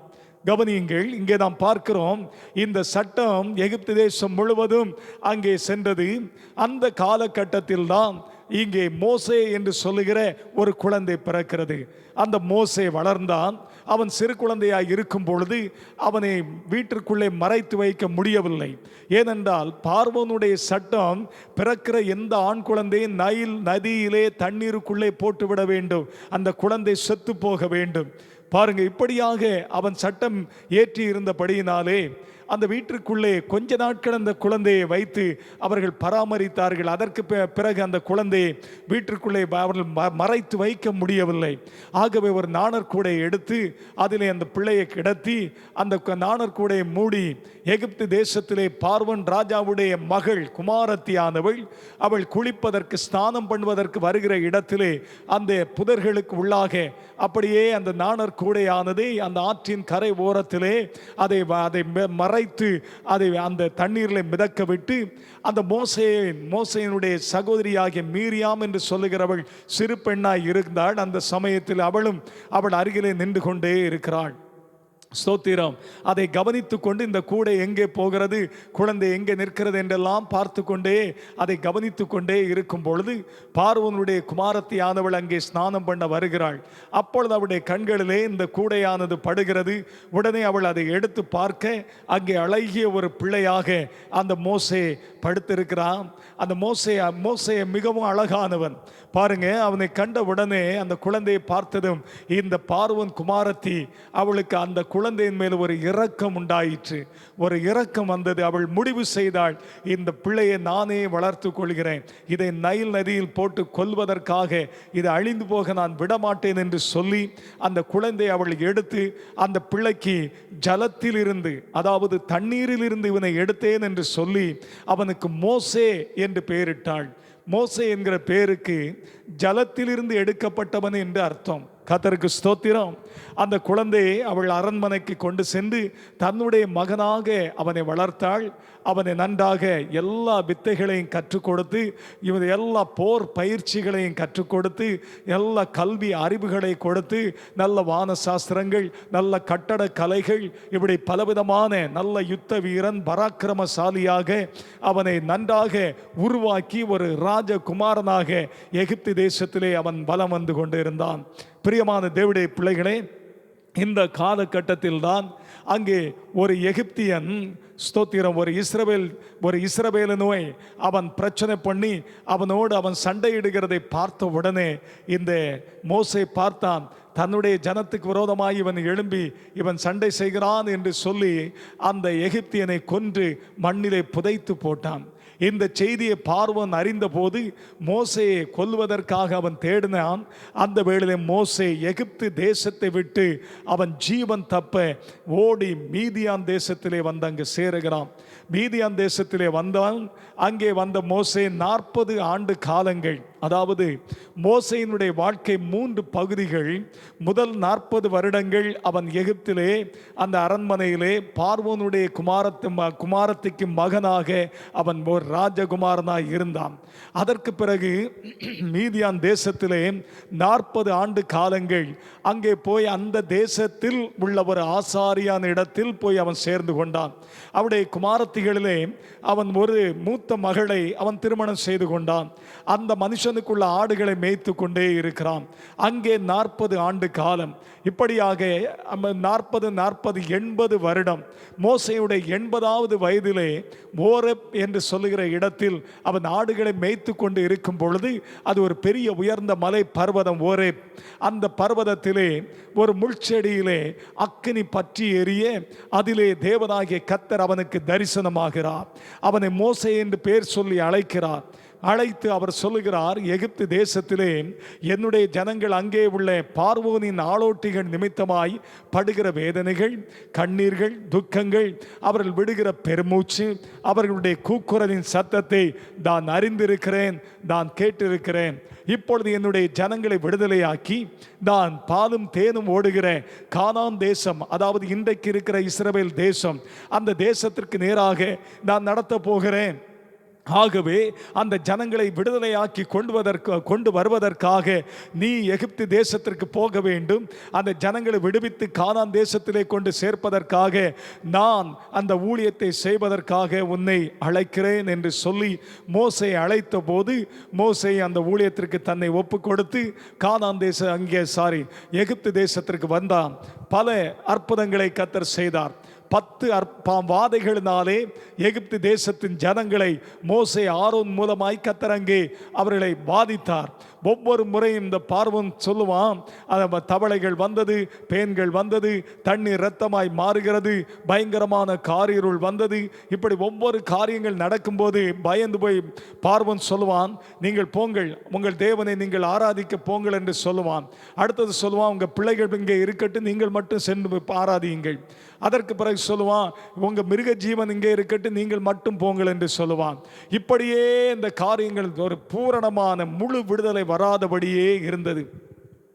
இந்த சூழ்நிலையில் தான் ஆண்டவர் கடைசியாக 10வது வாதை ஆண்டவர் கடைசியாய் சொல்லுகிறார், ஸ்தோத்திரம், நான் இந்த ராத்திரி வேளையிலே உங்களை விடுதலையாக்க போகிறேன். அதற்காக நான் செய்ய போகிற காரியம் தலைப்பிள்ளை சங்காரமாகிய வாதை. அதற்கு முன்பாய் நீங்கள் பாதுகாக்கப்பட வேண்டும். அதற்கு நீங்கள் செய்ய வேண்டியது என்ன? அதை தான் இந்த மோசே இடத்திலே ஆண்டவர் சொன்னதை மோசே இஸ்ரவேல் ஜனங்களுக்கு சொன்னான். ஜனங்கள் அதற்கு ஆண்டவருடைய வார்த்தைக்கு செவி கொடுத்தார்கள். என்ன சொல்லப்பட்டது? அந்த வசனம் இங்கே வாசிக்கப்பட்டதை நாம் கேட்டோம் அல்லவா? மோசே இடத்திலே ஆண்டவர் சொன்னார், ஒவ்வொரு குடும்பமும் ஒரு வெள்ளாட்டு கடாவோ செம்மறியாட்டு கடாவையோ தெரிந்தெடுக்க வேண்டும். ஆட்டுக்கடா, கர்த்தருக்கு ஸ்தோத்திரம், அது 1 வருடம் 1 வயது உடையதாய் காணப்பட வேண்டும். ஒரு குடும்பத்திற்கு ஒரு ஆடு. அந்த ஆட்டை கொன்று அந்த இரத்தத்தை ஒரு பாத்திரத்திலே ஒரு கிண்ணியிலே பிடித்து கொள்ள வேண்டும். அந்த இரத்தத்தை ஈசோப்பு என்று சொல்லுகிற அது ஒரு செடி. அந்த ஈசோப்பு கொழுந்தினாலே அந்த இரத்தத்துக்குள்ளே அதை தோய்த்து வீட்டினுடைய கதவுகள், நிலைக்கால்கள், மேற்சட்டங்கள் இங்கெல்லாம் அந்த இரத்தத்தை பூச வேண்டும். கர்த்தருக்கு ஸ்தோத்திரம் உண்டாகட்டும். கர்த்தருக்கு ஸ்தோத்திரம். இந்த இரத்தத்தை பூச வேண்டும். இந்த ஆட்டை நீங்கள் சுத்தமாக்கி அதை முழுமையாக முழு ஆடாக அந்த ஆட்டை நெருப்பிலே நீங்கள் சுட்டு அந்த நெருப்பிலே சுடப்பட்ட ஆட்டையும் நீங்கள் கசப்பான கீரையும் புளிப்பில்லாத அப்பத்தையும் நீங்கள் அறையை கட்டி கொண்டு தடிகளை கையில் பிடித்து கொண்டு நீங்கள் சாப்பிட வேண்டும். இது உங்களுக்கு பஸ்கா என்று சொல்லி ஆண்டவர் சொன்னார். பஸ்கா என்று சொன்னால் அதாவது கடந்து போகுதல் என்று அர்த்தம். பாஸ் ஓவர், அது கடந்து போகுதல் என்று அர்த்தம். கவனியுங்கள் பிரியமான தேவனுடைய பிள்ளைகளே, அந்த பஸ்கா, அந்த முதல் பஸ்கா எகிப்து தேசத்திலே அங்கே அவர்களுக்கு அடிக்கப்பட்டது. அது அடிக்கப்பட்ட ஆடு. கர்த்தருக்கு ஸ்தோத்திரம். ஆமென். கர்த்தருக்கு மகிமை உண்டாகட்டும். அந்த ராத்திரி அதே போல ஜனங்கள் எல்லாரும், இஸ்ரவேல் ஜனங்கள் அப்படியே செய்தார்கள். செய்துவிட்டு ஆண்டவர் ஒரு வார்த்தை சொல்லி இருந்தார், நீங்கள் ஒருவரும் அந்த இரவும் முழுவதும் வீட்டை விட்டு வெளியே வரக்கூடாது, ஒருவரும் வெளியே வரக்கூடாது. ஏனென்றால் அந்த நடு ராத்திரி ஜாமத்திலே சங்கார தூதனை நான் அனுப்புவேன். அவன் என்ன செய்வான், வீட்டில் உள்ள தலைப்பிள்ளைகள் ஒவ்வொருவரையும் சங்கரிப்பான், கொல்லுவான். அங்கே இருக்கிற மிருக ஜீவன்களுடைய தலையீற்றுகளாய் இருக்கிறவைகளையும் கொன்று போடுவான். ஆகவே சங்கார தூதன் எகிப்து தேசத்துக்குள்ளே நடு ராத்திரி நேரத்தில் நடு ஜாமத்திலே வரும்பொழுது உங்கள் வீடுகளிலே இந்த ஆட்டினுடைய ரத்தம் பூசப்பட்டு இருக்கிறதை அவன் பார்க்கும் பொழுது உங்களை சேதப்படுத்தாதபடி, உங்கள் வீடுகளிலே கடந்து வராதபடி, உங்கள் வீடுகளிலே சங்காரம் நடக்காதபடி, உங்கள் வீடுகளிலே மரணம் நடக்காதபடி அவன் விலகி, எந்த சேதமும் செய்யாதபடிக்கு அவன் விலகி சென்று விடுவான் என்று சொல்லி ஆண்டவர் சொல்லி இருந்தார். ஆண்டவர் சொன்ன ஒவ்வொரு வார்த்தைக்கும் இஸ்ரவேல் ஜனங்கள் செவி கொடுத்தார்கள். செவி கொடுத்து அப்படியே செய்தார்கள். அருமையான தேவனுடைய பிள்ளைகளே, 2000 ஆண்டுகளுக்கு முன்பாக ஆண்டவராகிய இயேசு கிறிஸ்துவும் கல்வாரியிலே சிலுவையிலே அடிக்கப்பட்ட முதல் பஸ்கா ஆட்டுக்குட்டியாக அவர், கர்த்தருக்கு ஸ்தோத்திரம், நம்முடைய பாவங்களுக்காக, நம்முடைய அக்கிரமங்களுக்காக, நம்முடைய மீறுதல்களுக்காக, பாருங்க, கர்த்தர் நம்முடைய சாபத்திலிருந்து விடுதலை பெறுவதற்காக, நம் நரகத்திற்கு தப்பித்து கொள்ளும்படியாக, பரலோக ராஜ்யத்திலே சேர்வதற்காக, அந்த சொர்க்கத்திலே அந்த நித்திய ஜீவனை நாம் பெற்றுக்கொள்ளும்படி, இயேசுவோடு கூட வாழ்கிற அந்த பாக்கியமான வாழ்க்கையை நாம் பெற்றுக்கொள்வதற்காக இயேசு கிறிஸ்து இந்த உலகத்திலே அவர் வந்து சிலுவையிலே நமக்காக இரத்தம் சிந்தி ஜீவனை கொடுத்தார். அவர் அடக்கம் பண்ணப்பட்டார். 3ஆவது நாள் உயிரோடு உயிர் தெழுந்தார். மரணத்தை ஜெயித்தார், சாத்தானை ஜெயித்தார், பாவங்கள் சாபங்கள் எல்லாவற்றையும் ஜெயித்தார், பாதாளத்தை ஜெயித்தார். வெற்றி சிறந்த தேவனாகிய கர்த்தர் இயேசு பரலோகத்திலே சொர்க்கத்திற்கு போயிருக்கிறார். மறுபடி இந்த பூமிக்கு திரும்ப வருவேன் என்று சொல்லிவிட்டு தான் போயிருக்கிறார். பிரியமான தேவனுடைய பிள்ளைகளை கவனியுங்கள். இங்கே நாம் பார்க்கிறோம், இங்கே இந்த காலத்திலே இந்த பூமியிலே வாழ்கிற நம்முடைய வாழ்க்கையிலே நமக்கு ஒரு பாதுகாப்பு உண்டு. அது ஆண்டவர் இயேசு கிறிஸ்துவே. கர்த்தருக்கு மகிமை உண்டாகட்டும், கர்த்தருக்கு ஸ்தோத்திரம். பாருங்க, யாத்ராகமம் 12ஆம் அதிகாரம் 29வது வசனத்தை வாசியுங்கள். எகிப்து தேசத்தில் என்ன சம்பவித்தது? நடுராத்திரியிலே சிங்காசனத்தின் மேல் வீற்றிருக்கும் பார்வோனுடைய தலைப்பிள்ளை முதல் காவல் கிடங்கில் இருக்கும், ஜெயிலுக்குள்ளே சிறைச்சாலைக்குள் காவல் கிடங்கிலே இருக்கும், சிறைப்பட்டவனின் தலைப்பிள்ளை வரைக்கும், சிறைப்பட்டு போன மனுஷனுடைய தலைப்பிள்ளை வரைக்கும், எகிப்து தேசத்தில் இருந்த முதற் பேர் அனைத்தையும், மிருக ஜீவன்களின் தலையீற்று அனைத்தையும் கர்த்தர் அழித்தார். ஆண்டவர் அழித்தார், கர்த்தர் அழித்தார். பிரியமான தேவனுடைய பிள்ளைகளே, அங்கே தேவன் ஒரு நீதியான நியாய தீர்ப்பை எகிப்து தேசத்திலே செய்ததை பார்க்கிறோம். ஆண்டவர் சொன்னார், நான் எகிப்து தேசத்திலே நான் கடந்து சென்று நியாயம் செய்வேன் என்று சொன்னார். எதற்கு தெரியுமா? தேவனுடைய பிள்ளைகள் அங்கே வாழ்ந்த காலத்திலே அவர்கள் தீமை செய்யாமல் இருக்கும் பொழுது அந்த ராஜாவானவன் தன்னுடைய ஜனங்களை வைத்து அவர்களை அடிமையாக்கி கடுமையாக வேலை வாங்கி அவர்களை கொடுமைப்படுத்தி கஷ்டப்படுத்தினானே. அவர்கள் விட்ட கண்ணீர், வேதனைகள், பட்ட பாடுகள், இவைகள் எல்லாம் தேவ சமூகத்திலே கணக்கிலே இருக்கிறது. ஆகவே தான் ஆண்டவர் கணக்கு முடிக்கும்படி எகிப்து தேசத்திலே இப்படிப்பட்ட ஒரு நியாயத்தை செய்வேன் என்று ஆண்டவர் சொன்னார். அப்படியே அந்த தேசமானது தேவ ஜனங்களுக்கு விரோதமாக செய்த பயங்கரமான தீமைகளுக்காக ஒரு மிகப்பெரிய விலையை கொடுத்தது, ஒரு மிகப்பெரிய வேதனையை சந்தித்தது, மிகப்பெரிய ஒரு விலையை கொடுத்தது எகிப்து தேசம். அது என்ன? அந்த தேசத்தை ஆண்டு கொண்டிருந்த ராஜா, அந்த காலத்திலே சக்கரவர்த்தியாக இருந்தவன் பார்வோன் ராஜா. அந்த ராஜாவுடைய தலை பிள்ளையானவன் செத்தான். அவன் தேசத்திலே வாழ்ந்து கொண்டிருக்கிற ஒவ்வொரு மனுஷனுடைய தலை பிள்ளைகள் செத்தார்கள். தேவ பிள்ளைகளை அடிமைப்படுத்தி ஒடுக்கி வேதனைப்படுத்தி அவர்களை அடித்து நொறுக்கி கண்ணீர் வடித்து ஒடுக்கி அவர்களை கொண்டவர்கள், வேதனைப்படுத்தினவர்கள், அவர்கள் வீடுகளில் அவருடைய தலை பிள்ளைகள் யாவரும் செத்தார்கள். அதை ஆண்டவரே செய்தார், சங்காரம் பண்ணினார். பிரியமான தேவனுடைய பிள்ளைகளே, ஆனால் தேவனுடைய பிள்ளைகளுக்கோ இந்த காலத்திலும் ஆண்டவர் இயேசு கிறிஸ்து பாதுகாப்பாக இருக்கிறார். அவருடைய இரத்தத்துக்குள்ளே வருகிற, அவருக்குள் வருகிற ஒவ்வொருவரையும் அவருடைய இரத்தத்தினாலே மூடி மறைத்து பாதுகாக்கிறார்.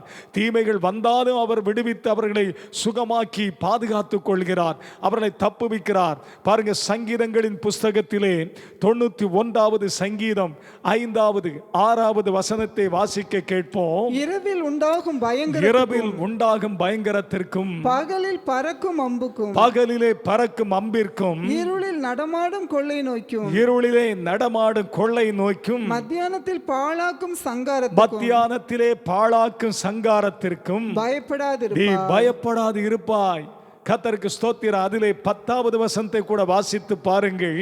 ஆகையால் பொல்லாப்பு உனக்கு நேரிடாது, வாதை உன் கூடாரத்தை அணுகாது. கர்த்தருக்கு மகிமை உண்டாகட்டும்.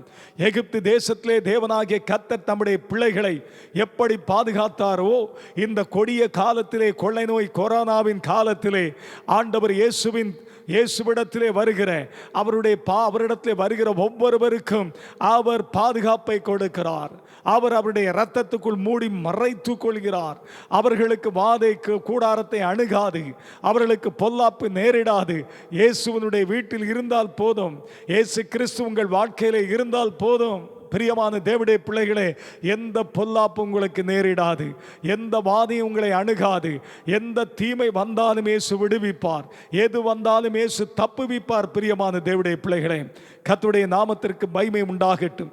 பாருங்க, இஸ்ரவேல் ஜனங்கள் ஆண்டவர் சொன்ன வார்த்தைக்கு செவி கொடுத்தபடியினாலே அந்த பயங்கரமான மரணங்கள் இஸ்ரவேல் ஜனங்களுடைய வீடுகளிலே ஒருவருக்கும் நடக்கவில்லை. அவர்கள் சுகமாய் அங்கே இருந்தார்கள். அந்த இரவிலே அவர்களுக்கு விடுதலையை ஆண்டவர் கொடுக்கிறதை பார்க்க முடியும். அந்த இரவிலே எத்தனை 400 ஆண்டுகால அடிமைத்தனத்திலே விடுதலை கிடைத்தது. பார்வோன் சொன்னான், நீங்கள் புறப்பட்டு போங்கள் என்று சொல்லிவிட்டான். இப்பொழுது ஜனங்கள் யாவரும் அந்த எகிப்து தேசத்தை விட்டு அடிமைத்தனத்திலிருந்து விடுதலையை பெற்று எல்லோரும் புறப்பட்டு அந்த கானான் தேசத்துக்கு நேராக போனார்கள். என் அன்பு தேவனுடைய பிள்ளைகளே, ஆண்டவர் இயேசுவிடத்திலே வருகிற ஒவ்வொருவருக்கும் பரம கானான் தேசமாகிய பரலோக ராஜ்யம், சொர்க்க ராஜ்யம், அந்த சொர்க்கத்தை கொடுப்பது இயேசு ஒருவரே. ஏனென்றால் அவர் ஒருவரே தேவன், அவர் ஒருவரே நம்முடைய பாவங்களுக்காக ஜீவனை கொடுத்தவர், நமக்காக ரத்தம் சிந்தி மரித்தவர். அவரே நம்மை நேசிக்கிறவர். நம்முடைய பாவங்களை மன்னிக்க அவருக்கு தான் அதிகாரம் உண்டு. நம்முடைய பாவங்கள் மன்னிக்கப்பட நாம் எத்தனை பரிகாரங்களை செய்து எந்தெந்த இடங்களுக்கு தேடி போனாலும், எங்கே சென்று எந்த பரிகாரங்களை செய்தாலும் நம்முடைய பாவங்கள் மன்னிக்கப்படாது.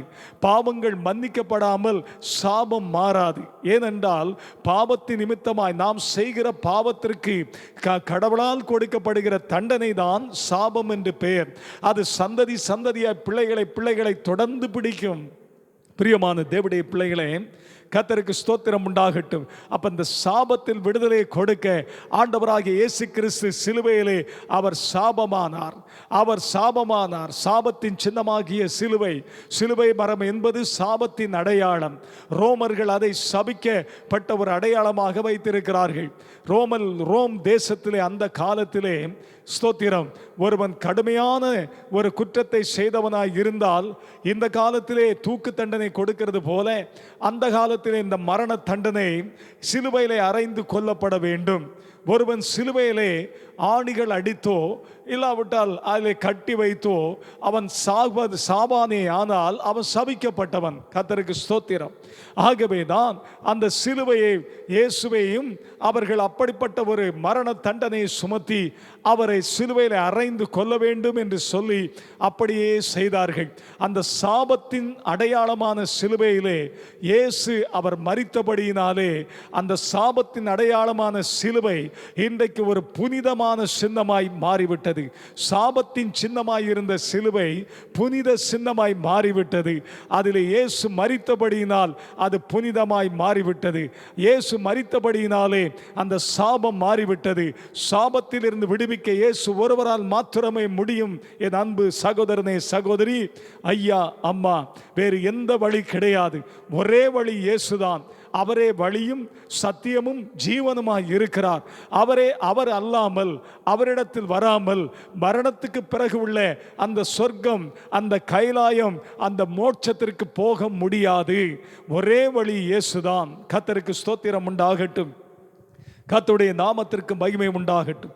ஆகவே அவரிடத்தில் வரும்பொழுது உங்களுக்கு அடைக்கலம் உண்டு. அவரிடத்தில் வரும்பொழுது உங்களுக்கு பாதுகாப்பு உண்டு. கர்த்தருக்கு ஸ்தோத்திரம்.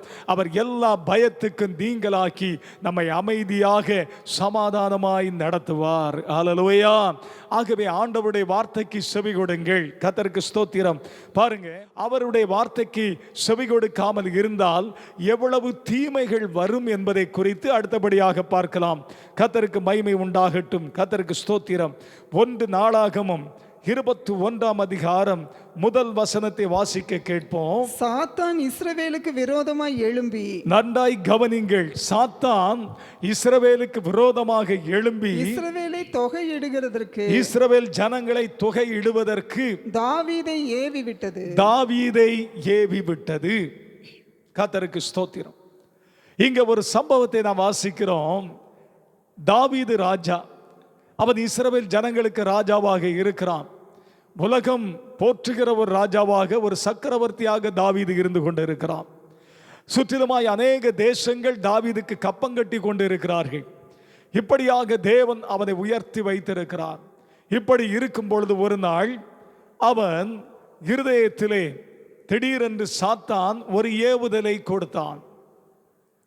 நல்ல ஒரு தேவனுடைய பிள்ளை அவன். ஆண்டவர் சொன்னார், என் இருதயத்துக்கு ஏற்றவன், கரவல் ஆடுகளுக்கு பின்னே சென்ற தாவீதை நான் அழைத்தேன், தெரிந்தெடுத்தேன், அவன் என் இருதயத்துக்கு ஏற்றவன் என்று ஆண்டவர் சொன்னார். கர்த்தருக்கு ஸ்தோத்திரம் உண்டாகட்டும். பாருங்க, இருதயத்துக்கு ஏற்றவன் ஒரு பெரிய யுத்த வீரன், ஒரு பெரிய பராக்கிரமசாலி, ஆண்டவரை ஆராதிக்கிற ஒரு ஆராதனை வீரன், ஒரு ஜெப வீரன், தேவனுடைய அபிஷேகத்தால் நிரப்பப்பட்டவன், ஒரு தீர்க்கதரிசி. தேவன் அவன் ஜெபிக்கும் போது ஆண்டவர் அவனோடு பேசுகிறான். ஆண்டவரால் நடத்தப்பட்டு கொண்டிருக்கிற ஒரு மனுஷன். எந்த காரியமானாலும் சரி, ஆண்டவரிடத்திலே அவன் ஜெபம் பண்ணி ஆலோசனை கேட்டுதான் எதையும் செய்வான்.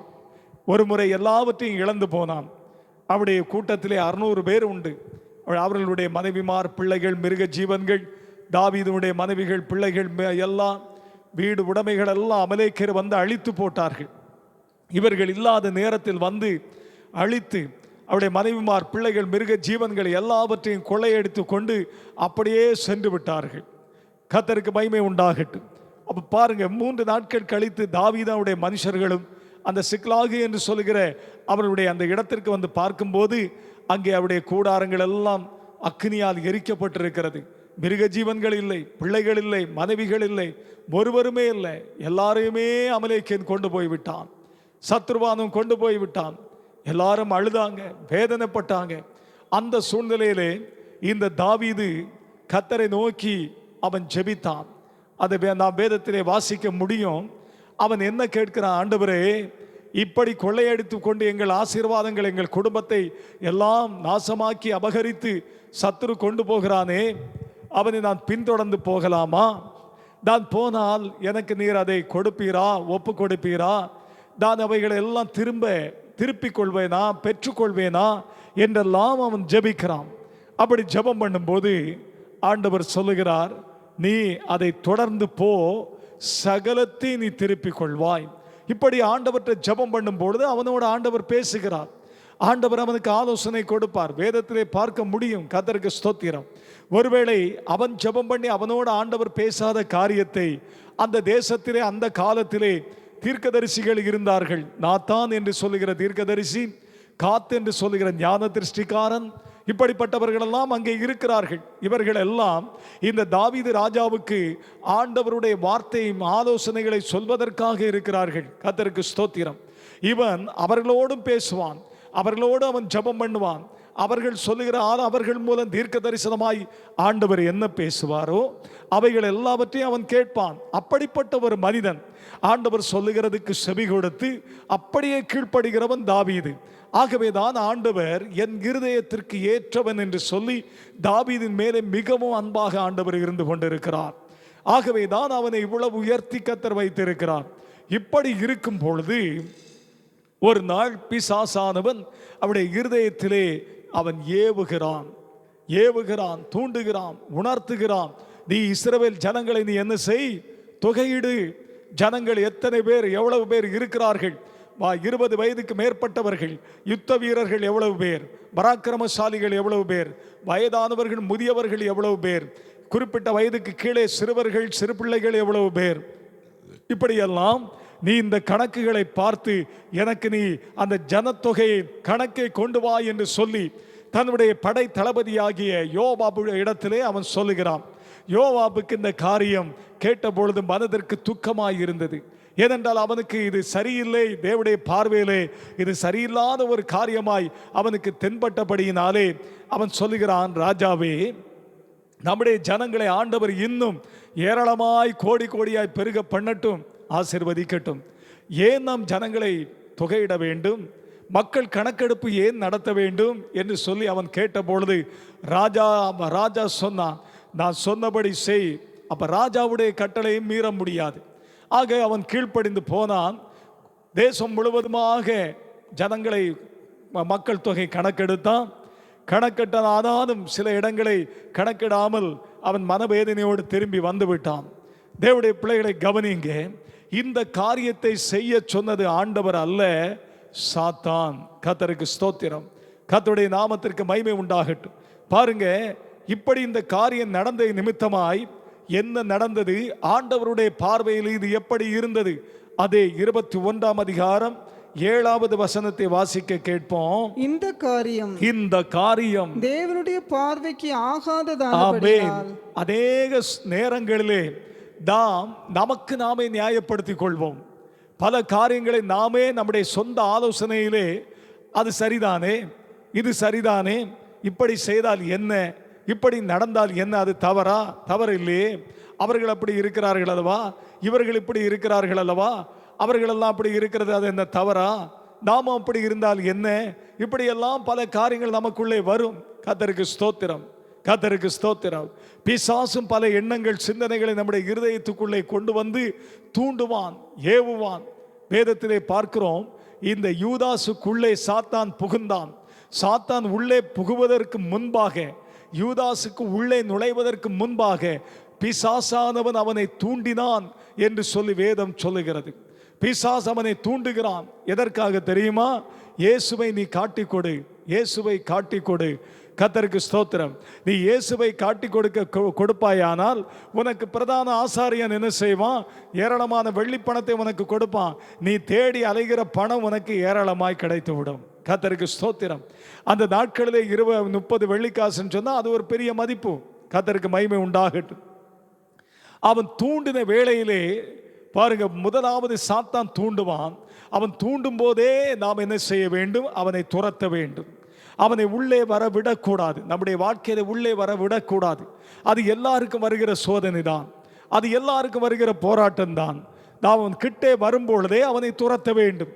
நம்முடைய சிந்தனையில் வரும், பார்வையிலே வரும், நம்முடைய எண்ணங்களிலே வரும், கிரியைகளிலே வரும், நம்முடைய வழிகளிலே அப்படிப்பட்ட வாழ்க்கை எல்லாமே வரும். அப்பொழுது அவனை துரத்த வேண்டும். நாம் வேத வசனம் நம்முடைய இருதயத்துக்குள்ளே இருக்க வேண்டும். நாம் வேதத்தை நன்றாய் படிக்கிற தேவ பிள்ளைகளாய் இருக்க வேண்டும். அதை படித்து நம்முடைய இருதயத்துக்குள்ளே அந்த வார்த்தைகளை வைக்க வேண்டும். அப்பொழுதுதான் பிசாசானவன் இப்படிப்பட்ட காரியத்தை கொண்டு வரும்பொழுது நம்மோடு இருக்கிற ஆவியான கர்த்தர் என்ன செய்வார்? அந்த வசனத்தின் மூலம் நம்மோடு பேசுவார். அந்த வசனத்தின் மூலம் நம்மோடு உணர்த்துவார். இது சரி, இது தவறு, இது பிசாசின் தந்திரம், இதை கடிந்துகொள், இதை துரத்து, இதற்கு இடம் கொடுக்காதே. இப்படியாக நமக்குள் இருந்து அவர் பேசிக்கொண்டு இருப்பார், உணர்த்தி கொண்டே இருப்பார். கர்த்தருக்கு ஸ்தோத்திரம். வேத வசனம் நம்முடைய இருதயத்தில் இல்லாவிட்டால், வசனம் நமக்கு தெரியாவிட்டால், வேதத்தை சரியாய் படிக்காவிட்டால் பிசாசு நம்மை வஞ்சித்து போடுவான். பிசாசான நம்மை ஏமாற்றி போடுவான். வேத வசனத்தை கொண்டே நம்மை ஏமாற்றி போடுவான். பிரியமானவர்களே, கர்த்தருக்கு ஸ்தோத்திரம் உண்டாகட்டும். நமக்கு வசன அறிவு இல்லாவிட்டால் நம்மை வஞ்சித்து அவன் ஏமாற்றுவது நிச்சயம். பாருங்க, இயேசுவையே அவன் சொல்லுகிறான், ஸ்தோத்திரம், அவன் தேவாலயத்துடைய உப்பரிகையிலே மேலே எருசலேம் தேவாலயத்திலே உயரத்தில் கொண்டு போய் நிறுத்தி வைத்திருக்கிறான். இயேசுவை சோதிக்கும் பொழுது அங்கே நிறுத்தி வைத்து கொண்டு சொல்லுகிறான், நீ இங்கிருந்து கீழே குதியும், தாழ குதியும், எருசலேம் அந்த உயரமான அந்த ஆலயத்தின் முகப்பிலிருந்து கீழே குதித்தால் இயேசு மரித்து போவார். எந்த மனுஷன் குதித்தாலும் செத்து போவான், அவ்வளவு உயரம். கர்த்தருக்கு ஸ்தோத்திரம்.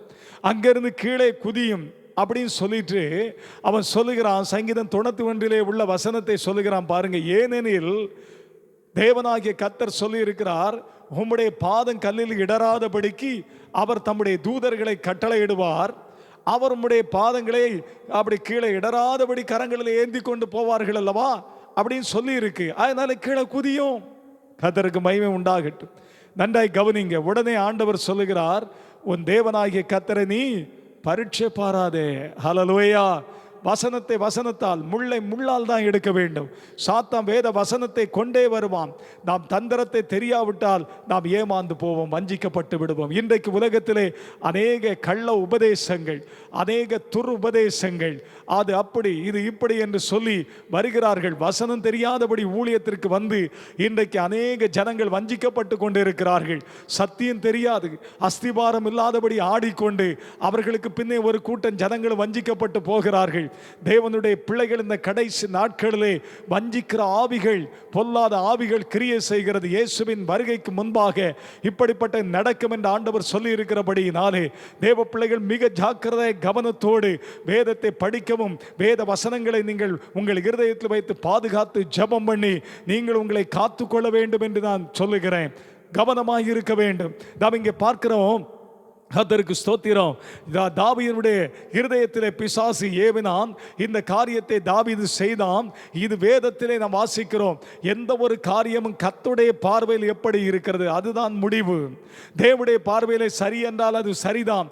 தேவனுடைய பார்வையிலே சரியாக இருக்கிற மனுஷனுடைய பார்வையிலே சரியில்லை என்று சொன்னால் அதை பற்றி கவலைப்பட வேண்டிய அவசியம் இல்லை. ஹல்லேலூயா.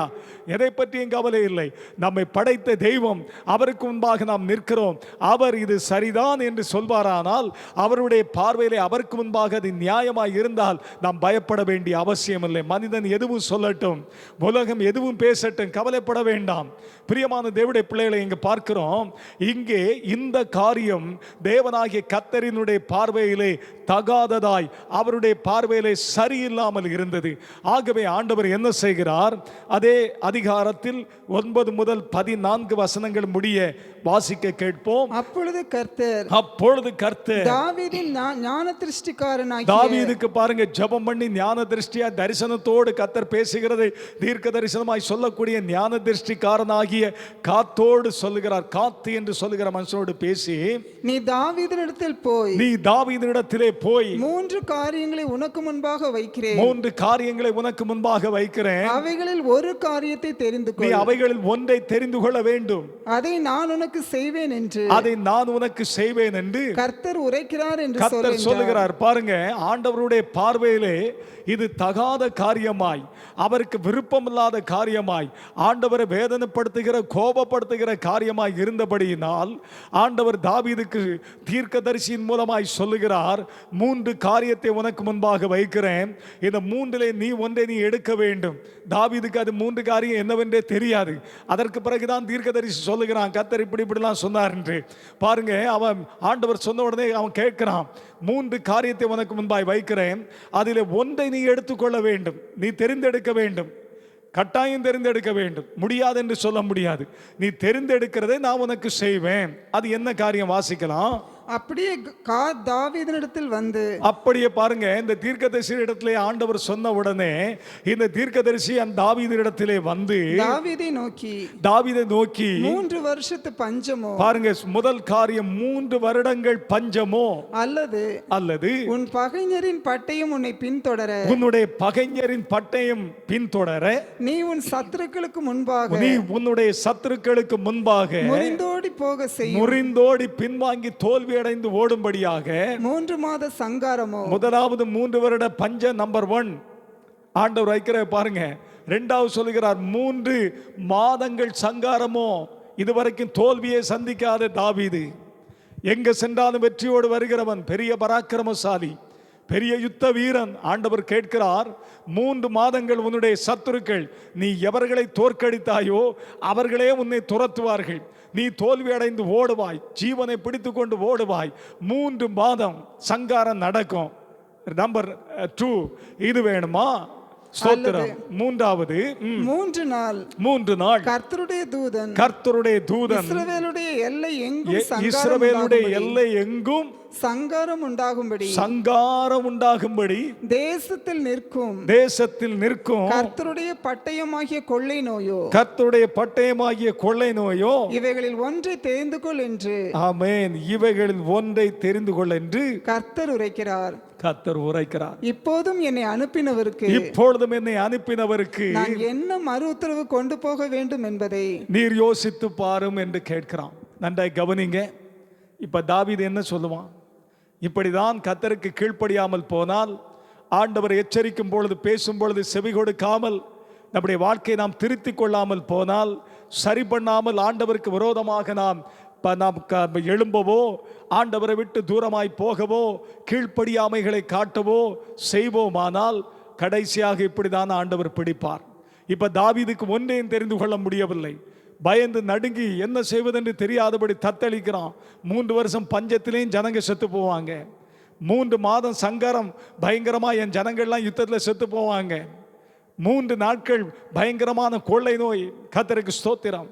அந்த கொள்ளை நோயில எத்தனை லட்சம் பேர் சாகிறார்கள் தெரியாது. 3மே பயங்கரமான தண்டனை. இப்போ அவன் சொல்லுகிறான், ஐயோ நான் பெரிய பாவத்தை செய்துட்டேன், நான் இப்பொழுது மனுஷருடைய கைகளில் அல்ல தேவனுடைய கரங்களில் விழுவேனாகன்னு சொல்லி ஆண்டவர் பாதத்தில் விழுந்துச்சான். அவனால் ஒன்றையுமே தெரிந்தெடுக்க முடியவில்லை. அவ்வளவு கொடூரமான தண்டனை 3 காரியமும். இப்பொழுது ஆண்டவராகவே ஒன்றை எடுத்து அந்த இஸ்ரவேல் ஜனங்களுக்கென்று இந்த தாவீது செய்த தவறுக்காக அவர் இஸ்ரவேல் ஜனங்களை பாதித்தார். ஏனென்றால் இந்த ஜனங்கள் நீ உன்னுடைய ஜனமா? அது தேவனுடைய ஜனங்கள். அவர்களை பெருக பண்ணி வைத்திருப்பது தேவனாகிய கர்த்தர். ஏதோ தாவீது ஏதோ பெரிய இதில் எல்லாம் செய்து வைத்தது போல அவளை தொகை எண்ணிக்கொண்டு வா, கணக்கெடு, பெரிய காரியங்களை எல்லாம் பேசி கொண்டிருந்தது. தேவனுடைய பார்வையிலே கோபத்தை உண்டாக்கியது, அவருடைய மனதை துக்கப்படுத்தியது. பிரியமானவர்களை கவனிங்க. கர்த்தருக்கு ஸ்தோத்திரம். ஆகவே அவன் ஆண்டவர் பாதத்தில் விழுந்தான். ஆண்டவர் ஒரு தூதனை கட்டளையிட்டார். இஸ்ரவேல் தேசம் முழுமையாக பாருங்க அவன் கடந்து செல்கிறான். ஒவ்வொருவரும் கொள்ளை நோயில சாகுறாங்க. 70,000 பேர் செத்து விழுகிறார்கள். கர்த்தருக்கு ஸ்தோத்திரம். பிரியமான கர்த்தருடைய பிள்ளைகளே, இதையெல்லாம் தாவீது பார்த்து பயந்து நடுங்குகிறான். ஐயோ என்று அழுகிறான், அலறுகிறான். கர்த்தருக்கு ஸ்தோத்திரம் உண்டாகட்டும். கடைசியாக சொல்லுகிறான், கடைசியாக இப்ப ஆண்டவருடைய தூதன் எருசலேமில் இருக்கிற ஜனங்களை அழிக்கும்படி வந்து நிற்கிறான். வானத்துக்கும் பூமிக்கு நடுவாக கையிலே பட்டயத்தை வைத்துக் கொண்டு நிற்கிறான். எருசலேமுக்கு நேராக பட்டயத்தை நீட்டிக்கொண்டு, கொள்ளை நோயாகிய பட்டயம், அந்த பட்டயம் ஜனங்களை அழிக்கும், கொல்லும். கர்த்தருக்கு ஸ்தோத்திரம். பிரியமான தேவனுடைய பிள்ளைகளே, அவன் அந்த பட்டயத்தை நீட்டும் பொழுது ஆண்டவர் மனஸ்தாபப்படுகிறார். ஆண்டவர் அந்த தீங்குக்கு மனஸ்தாபப்பட்டு தேவதூதனை பார்த்து சொல்லுகிறார், இப்பொழுது நிறுத்து. கர்த்தருக்கு ஸ்தோத்திரம். நிறுத்து என்று சொல்லிவிட்டு, இந்த பஞ்சம், இந்த கொள்ளை நோய், நீ செய்த தவறு தேச ஜனங்களுக்கு பாதிப்பை உண்டாக்கி விட்டது. ஏனென்றால் நீ தேசத்தை ஆட்சி செய்கிற அதிபதி, ராஜா. நீ ஒரு தவறு செய்தால் அந்த முழு பாதிப்பும் உன் தேச மக்களுக்கு தான் வரும். இனி நீ இந்த தவறை செய்யக்கூடாது. என்னுடைய இருதயத்தை நீ வேதனைப்படுத்தி என்னை கோபப்படுத்தி துக்கப்படுத்தினபடியினால் இந்த வாதை உண்டாயிற்று, இந்த கொள்ளை நோய் உண்டாயிற்று. இது தடுத்து நிறுத்தப்பட வேண்டுமானால் நீ அதற்காக நீ பரிகாரம் செய்ய வேண்டும். என்னுடைய இருதயத்தை நீ வேதனை, அந்த கோபத்தை நீங்கி நான் மனம் இறங்கி சாந்தமடைந்து நான் கொள்ளை நோயை நிறுத்தி உன்னையும் தேச மக்களை ஆசீர்வதிக்க வேண்டும். அதற்கு நீ செய்ய வேண்டியது என்ன என்று சொல்லி தீர்க்க தரிசியிடத்தில் ஆண்டவர் சொல்லி அனுப்புகிறார். வாசியுங்கள். அதே 21ஆம் அதிகாரம் 18வது வசனம், 26, 27 வசனம். அப்பொழுது எபூசியனாகிய ஓர்னானின் களத்திலே பாருங்க. இப்பொழுது அந்த தேவதூதன் நிற்கிற இடம் என்ன? எபூசியிலே. எபூசினா அந்த நாட்களில் அது எருசலேமுக்கு தான் எபூசி என்று பேர். அங்கே ஓர்னான் என்று சொல்லி ஒரு மனிதன் இருக்கிறான். அந்த மனிதனுக்கு அங்கே ஒரு பெரிய களத்து மேடு இருக்கிறது. அவன் வயலிலே அறுவடை செய்கிறதே அந்த களத்தில் தான் வந்து போரடித்து அவன் அங்கே தான் எல்லா காரியம் செய்யக்கூடிய பெரிய களம். அந்த களத்துக்கு நேர் மேலே அந்த தூதன் நின்று கொண்டு இருக்கிறான். இப்பொழுது கர்த்தருக்கு ஒரு பலிபீடத்தை உண்டாக்கும்படி, அந்த களத்திலே போய் கர்த்தருக்கு ஒரு பலிபீடத்தை உண்டாக்கும்படி தாவீது அங்கே போக வேண்டும் என்று தாவீதுக்கு சொல் என்று கர்த்தருடைய தூதன் காத்துக்கு கட்டளையிட்டான். அங்கே கர்த்தருக்கு ஒரு பலிபீடத்தை கட்டி சர்வாங்க தகன பலிகளை. பாருங்க, உடனே தாவீது அங்க போகிறான்.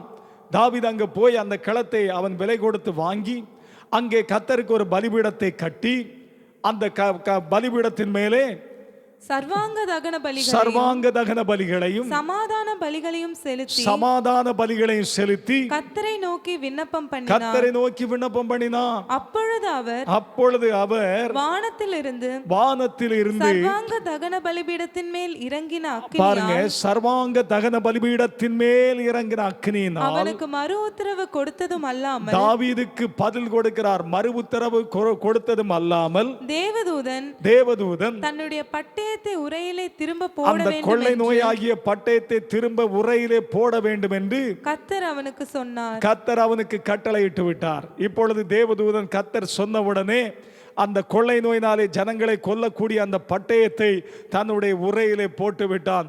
வாதை நிறுத்தப்பட்டது. ஹல்லேலூயா. கர்த்தருடைய நாமத்திற்கு மகிமை உண்டாகட்டும். இதை போல தேவ பிள்ளைகள் உங்கள் வாழ்க்கையில ஒருவேளை நீங்கள் ஆண்டவரை துக்கப்படுத்தி வேதனைப்படுத்தி இருப்பீர்களே, ஆனால் செய்ய வேண்டிய ஒரே காரியம், மற்றவர்களை பார்த்து எனக்காக ஜெபம் பண்ணுங்கன்னு சொன்னா அந்த ஜெபத்தை கர்த்தர் கேட்க மாட்டார். தவறு செய்த நீதான் மனம் திரும்ப வேண்டும். தவறு செய்து கர்த்தருக்கு நீ கீழ்ப்படியாமல் செவி கொடுக்காமல் உன் மனம் போன போக்கிலே கர்த்தரை தெய்வம் என்று அறிந்தும் சத்தியத்தையும் வழியையும் தெரிந்தும் நீ துணிகரமாய் பாவங்களை செய்வாயானால் உனக்காக இன்னொருவர் ஜெபிப்பது அல்ல, நீதான் ஜெபம் பண்ண வேண்டும். நீதான் மனம் திரும்ப வேண்டும்.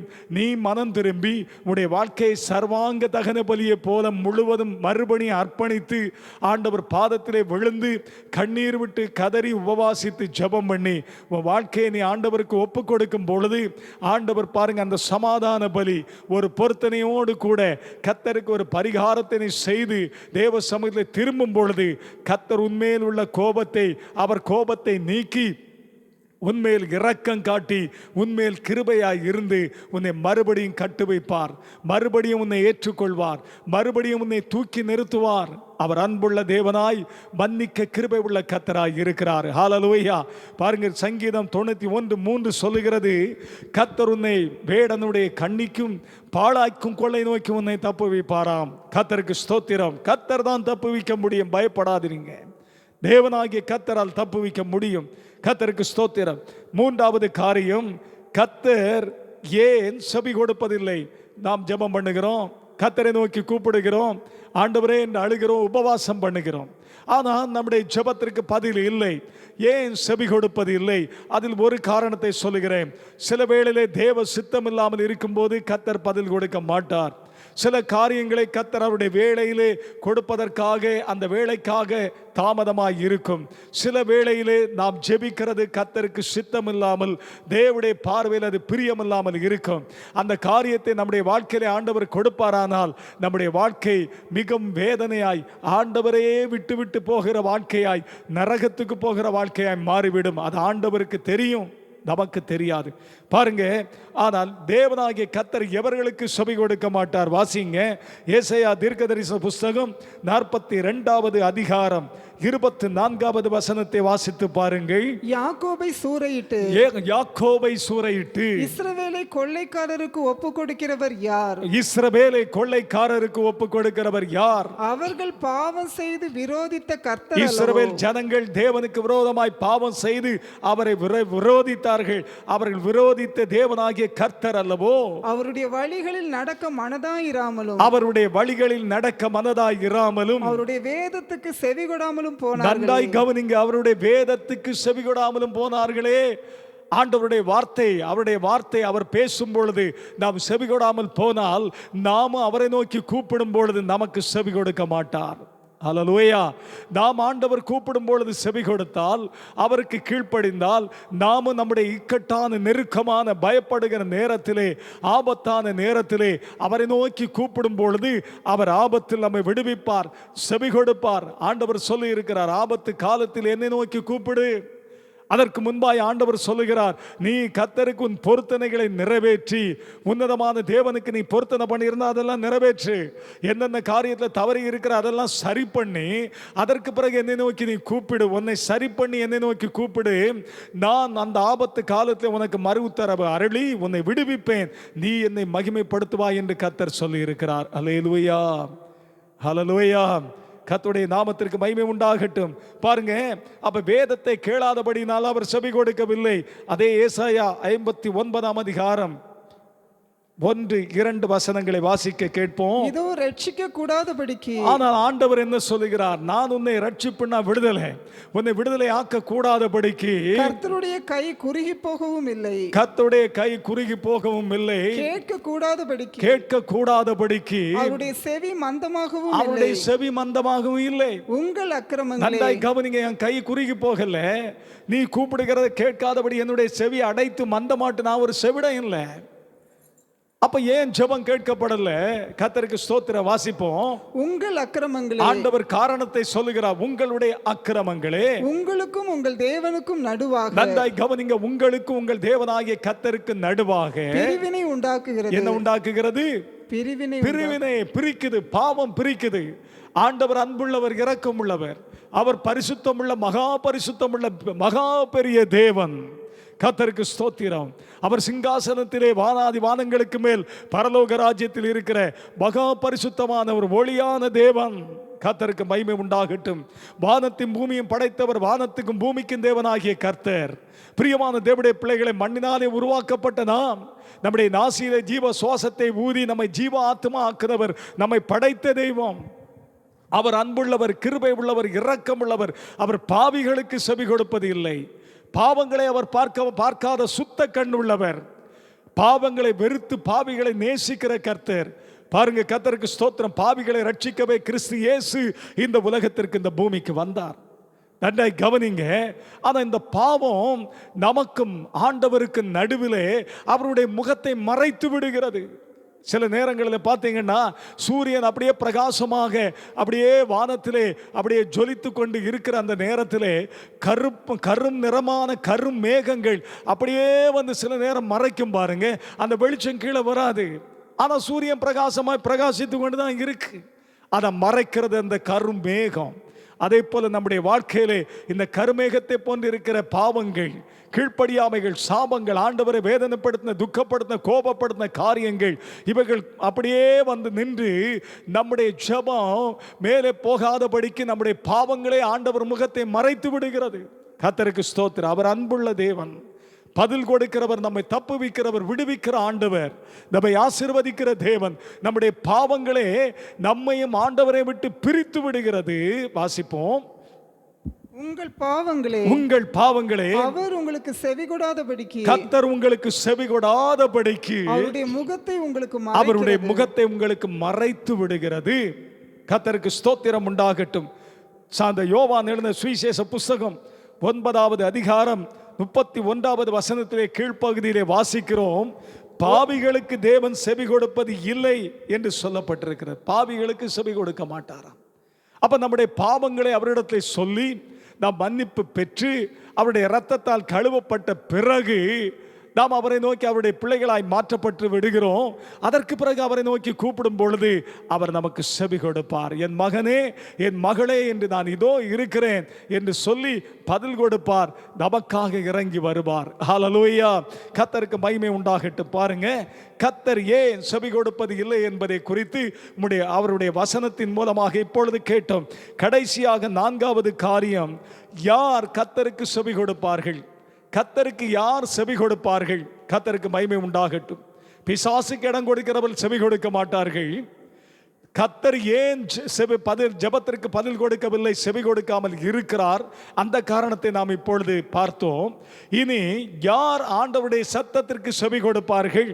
வாசிங்க. யோவான் எழுதின சுவிசேஷ புஸ்தகம் 8வது அதிகாரம் 47வது வசனத்தை வாசிக்க கேட்போம். தேவனால் உண்டானவன் தேவனுடைய வசனங்களுக்கு செவி கொடுக்கிறான். நன்றாய் கவனிங்க. கர்த்தரால் உண்டானவன், தேவனால் உண்டானவன் தேவனுடைய வார்த்தையாகிய வசனத்திற்கு செவி கொடுக்கிறான். கர்த்தருக்கு ஸ்தோத்திரம்.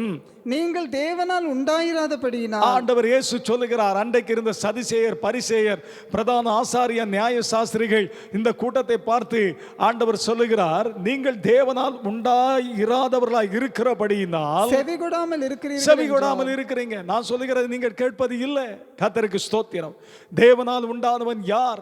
கிறிஸ்துவுக்குள் மறுபடியும் பிறந்தவர்கள், இயேசு கிறிஸ்துவின் மூலம் பாவ மன்னிப்பை பெற்றவர்கள், இயேசுவின் மூலமாக விடுதலையை பெற்றவர்கள், இயேசுவோடு கூட உடன்படிக்கை ஆகிய இயேசுவுக்குள் மறுபடியும் பிறக்கிற பிதா குமாரன் பரிசுத்த ஆவியானோர் நாமத்தினாலே தண்ணீருக்குள்ளே முழுகி ஞானசானம் எடுத்து அவருடைய பிள்ளையாய் மாறி பரலோக ராஜ்யத்தில் இருக்கிற ஜீவ புஸ்தகத்திலே இயேசுவினாலே அவருடைய பெயர்கள் எழுதப்பட்டவர்கள், தேவனால் உண்டானவர்கள். இவர்கள் ஆண்டவருடைய சத்தத்திற்கு செவி கொடுக்கிறார்கள். கர்த்தருக்கு ஸ்தோத்திரம் உண்டாகட்டும். பாருங்க, தொடர்ந்து யோவான் 10ஆம் அதிகாரம் 27வது வசனத்திலே இயேசு சொல்லுகிறதை வாசிக்கலாம். என் ஆடுகள் என் சத்தத்திற்கு என் ஆடுகள், என் ஆடுகள் என்று சொன்னால் எது? ஆடுகள் என்று சொல்லும் போது ரட்சிக்கப்பட்ட தேவ பிள்ளைகள், இயேசுவை பின்பற்றி செல்கிற தேவ பிள்ளைகள், இந்த வேத வசனத்தின்படி நடக்கிற, அவருடைய சித்தத்தை செய்கிற, அவர் நியமித்த பாதையிலே சிலுவையை சுமந்து கொண்டு இயேசுவை பின்பற்றி செல்கிற தேவ பிள்ளைகள் தான் என் ஆடுகள் என்று கர்த்தர் சொல்லுகிறார். என் ஆடுகள் என் சத்தத்திற்கு செவி என் கொடுக்கிறது, சத்தத்திற்கு செவி கொடுக்கிறது. நான் அவைகளை அறிந்திருக்கிறேன். ஆண்டவர் சொல்லுகிற வார்த்தையை பாருங்க, நான் அவைகளை அறிந்திருக்கிறேன், அவைகள் எனக்கு பின் செல்கிறது, அவைகள் எனக்கு பின் செல்கிறது, நான் அவைகளுக்கு நித்திய ஜீவனை நான் கொடுக்கிறேன். அவைகளுக்கு பரலோக ராஜ்யமாகிய சொர்க்கம், அந்த கைலாயம், அந்த மோட்ச பாக்கியமாகிய நித்திய ஜீவனை கொடுப்பேன். அவைகள் ஒரு காலம் கெட்டு போவது, அவைகள் ஒரு காலம் அவர்கள் கெட்டு போவதே இல்லை. ஒருவனும் அவைகளை என் கையிலிருந்து பறித்துக் கொள்வது, என்னுடைய கையில் இருந்து பறித்து கொள்வது இல்லை. கர்த்தருக்கு ஸ்தோத்திரம் உண்டாகட்டும். பாத்தீங்களா, ஆண்டவர் சொல்லுகிறதை பாருங்க. கர்த்தருக்கு மகிமை உண்டாகட்டும். கர்த்தருக்கு ஸ்தோத்திரம். என் நாடுகள் எனக்கு செவி கொடுக்கிறது. நீ கர்த்தருடைய பிள்ளை என்று சொல்வாயானால், நான் இயேசுவின் பிள்ளை என்று சொன்னால், அவர் சொல்லுகிற அவருடைய வேதத்தில் எழுதி வைத்திருக்கிற வசனத்திற்கு நீ செவி கொடுக்க வேண்டும். அதன்படி நீ கீழ்ப்படி நடக்க வேண்டும். அப்படியானால் தான் நீ தேவனுடைய பிள்ளை, இயேசுவின் பிள்ளை. கர்த்தருக்கு ஸ்தோத்திரம் உண்டாகட்டும். பிரியமான தேவனுடைய பிள்ளைகளே, கர்த்தருக்கு மகிமை உண்டாகட்டும். கர்த்தருக்கு ஸ்தோத்திரம். அப்ப ஆண்டவர் அவைகளுக்கு என்ன செய்வாராம்? அதுல 28வது வசனத்தை படித்து பாருங்க. நான் அவைகளுக்கு நித்திய ஜீவனை கொடுக்கிறேன், நான் அவைகளுக்கு நித்திய ஜீவனை கொடுக்கிறேன், அவைகள் ஒரு காலம் கெட்டு போவதில்லை, அவைகள் ஒரு காலம் கெட்டு போவதில்லை.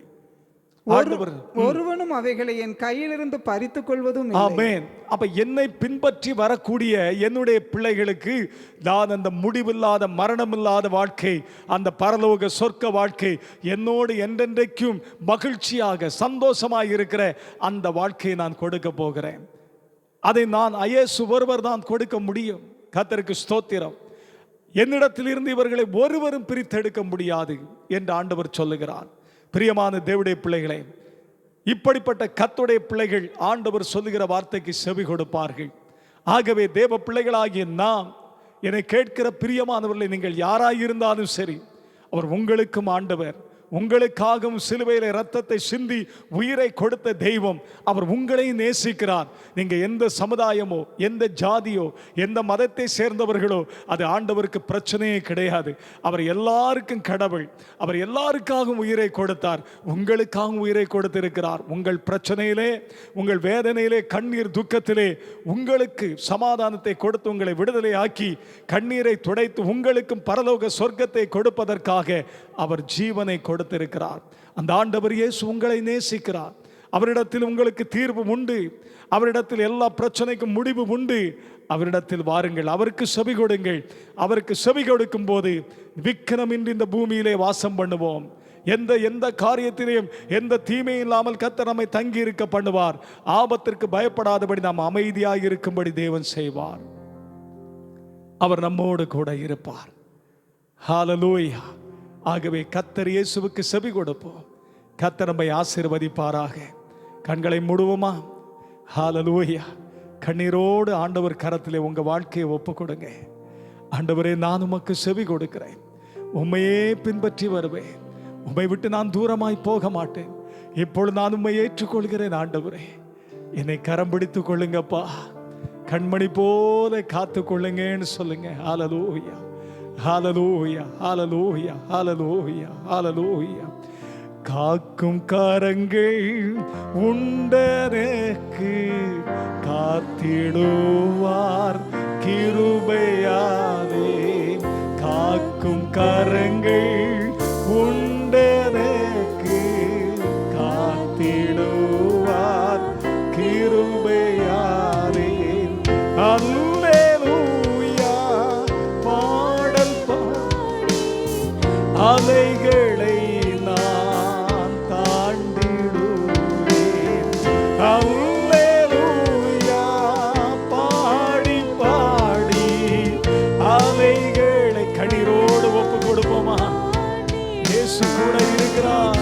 நம்பி வா இயேசுவை, நம்பி வா இயேசுவை, நம்புவேன் இயேசுவை, நம்புவேன் இயேசுவை. எங்கள் அன்பு பரலோக பிதாவே, இந்த வேளையில் உமக்கு மகிமை செலுத்துகிறேன். என் அருமை தகப்பன், எங்களோடு பேசின அன்புக்காக நன்றி ஆண்டவரே. தொடர்ந்து உம்முடைய வார்த்தை கேட்ட யாவருடைய இருதயங்களிலும் கேட்கிற ஒவ்வொருடைய உள்ளங்களிலும் கிரிய செய்வதாக, அந்த வார்த்தைகளை தடை செய்யவும் அதை எடுத்து விடவும் அவைகளிலே கிரிய நடப்பிக்க விடாதபடி தடுக்காதபடி பொல்லாத ஆவிகள் கிரிய செய்யாதபடி இயேசுவின் நாமத்தில் கட்டி அப்புறப்படுத்துகிறேன். ஜீவ வார்த்தை ஆண்டவர் எதற்காக பேசினீரோ அவைகளை வாய்க்க செய்துவிட்டே திரும்ப வேண்டும் என்று நான் ஜெபிக்கிறேன். கர்த்தர் கிரிய செய்து மகிமைப்படும். உம்முடைய கரத்தில் தருகிறேன். உம்முடைய பிள்ளைகளை காத்துக்கொள்ளும், ஆசீர்வதியும், கரம் பிடித்துக் கொள்ளும். உம்முடைய கரம் கூட இருக்கட்டும். உடைய சமாதானம் இருக்கட்டும். தேவாதி தேவன் வாதத்துக்குரிய ஆசீர்வாதங்கள், ஆவிக்குரிய நன்மைகள், சரீர நன்மை, குடும்பத்தின் நன்மை, தேவ பிள்ளைகள் ஆண்டவரே ஸ்தோத்திரம், பூமிக்குரிய சகல பொருளாதார நன்மைகளினாலும் சியோனில் இருந்து ஆசீர்வதி தருடும் ஆண்டவரே. எல்லா தீமைக்கும் விலக்கி காத்து ரட்சி தருடும். சத்துருடைய அக்கினி அஸ்திரங்களை நிர்மூலமாக்கி போடும். ஜெபிக்கிற தேவ பிள்ளைகளாய் அக்கினி ஜோலையாய் எரிந்து பிரகாசிக்க செய்வீராக. திறப்பிலே நின்று ஜெபிக்க வைங்க, நடத்துங்க. தொடர்ந்து கிரிய செய்வீராக. ஆசீர்வதியும் என்று நான் ஜெபிக்கிறேன். தாழ்மை இயேசுவின் மூலம் வேண்டுகிற நல்ல பிதாவே, ஆமென், ஆமென். என் ஆத்துமாவே கர்த்தரை ஸ்தோத்திரி, என் முழு உள்ளமே அவருடைய பரிசுத்த நாமத்தை ஸ்தோத்திரி. என் ஆத்துமாவே கர்த்தரை ஸ்தோத்திரி, கர்த்தர் செய்த சகல உபகாரங்களை மறவாதே.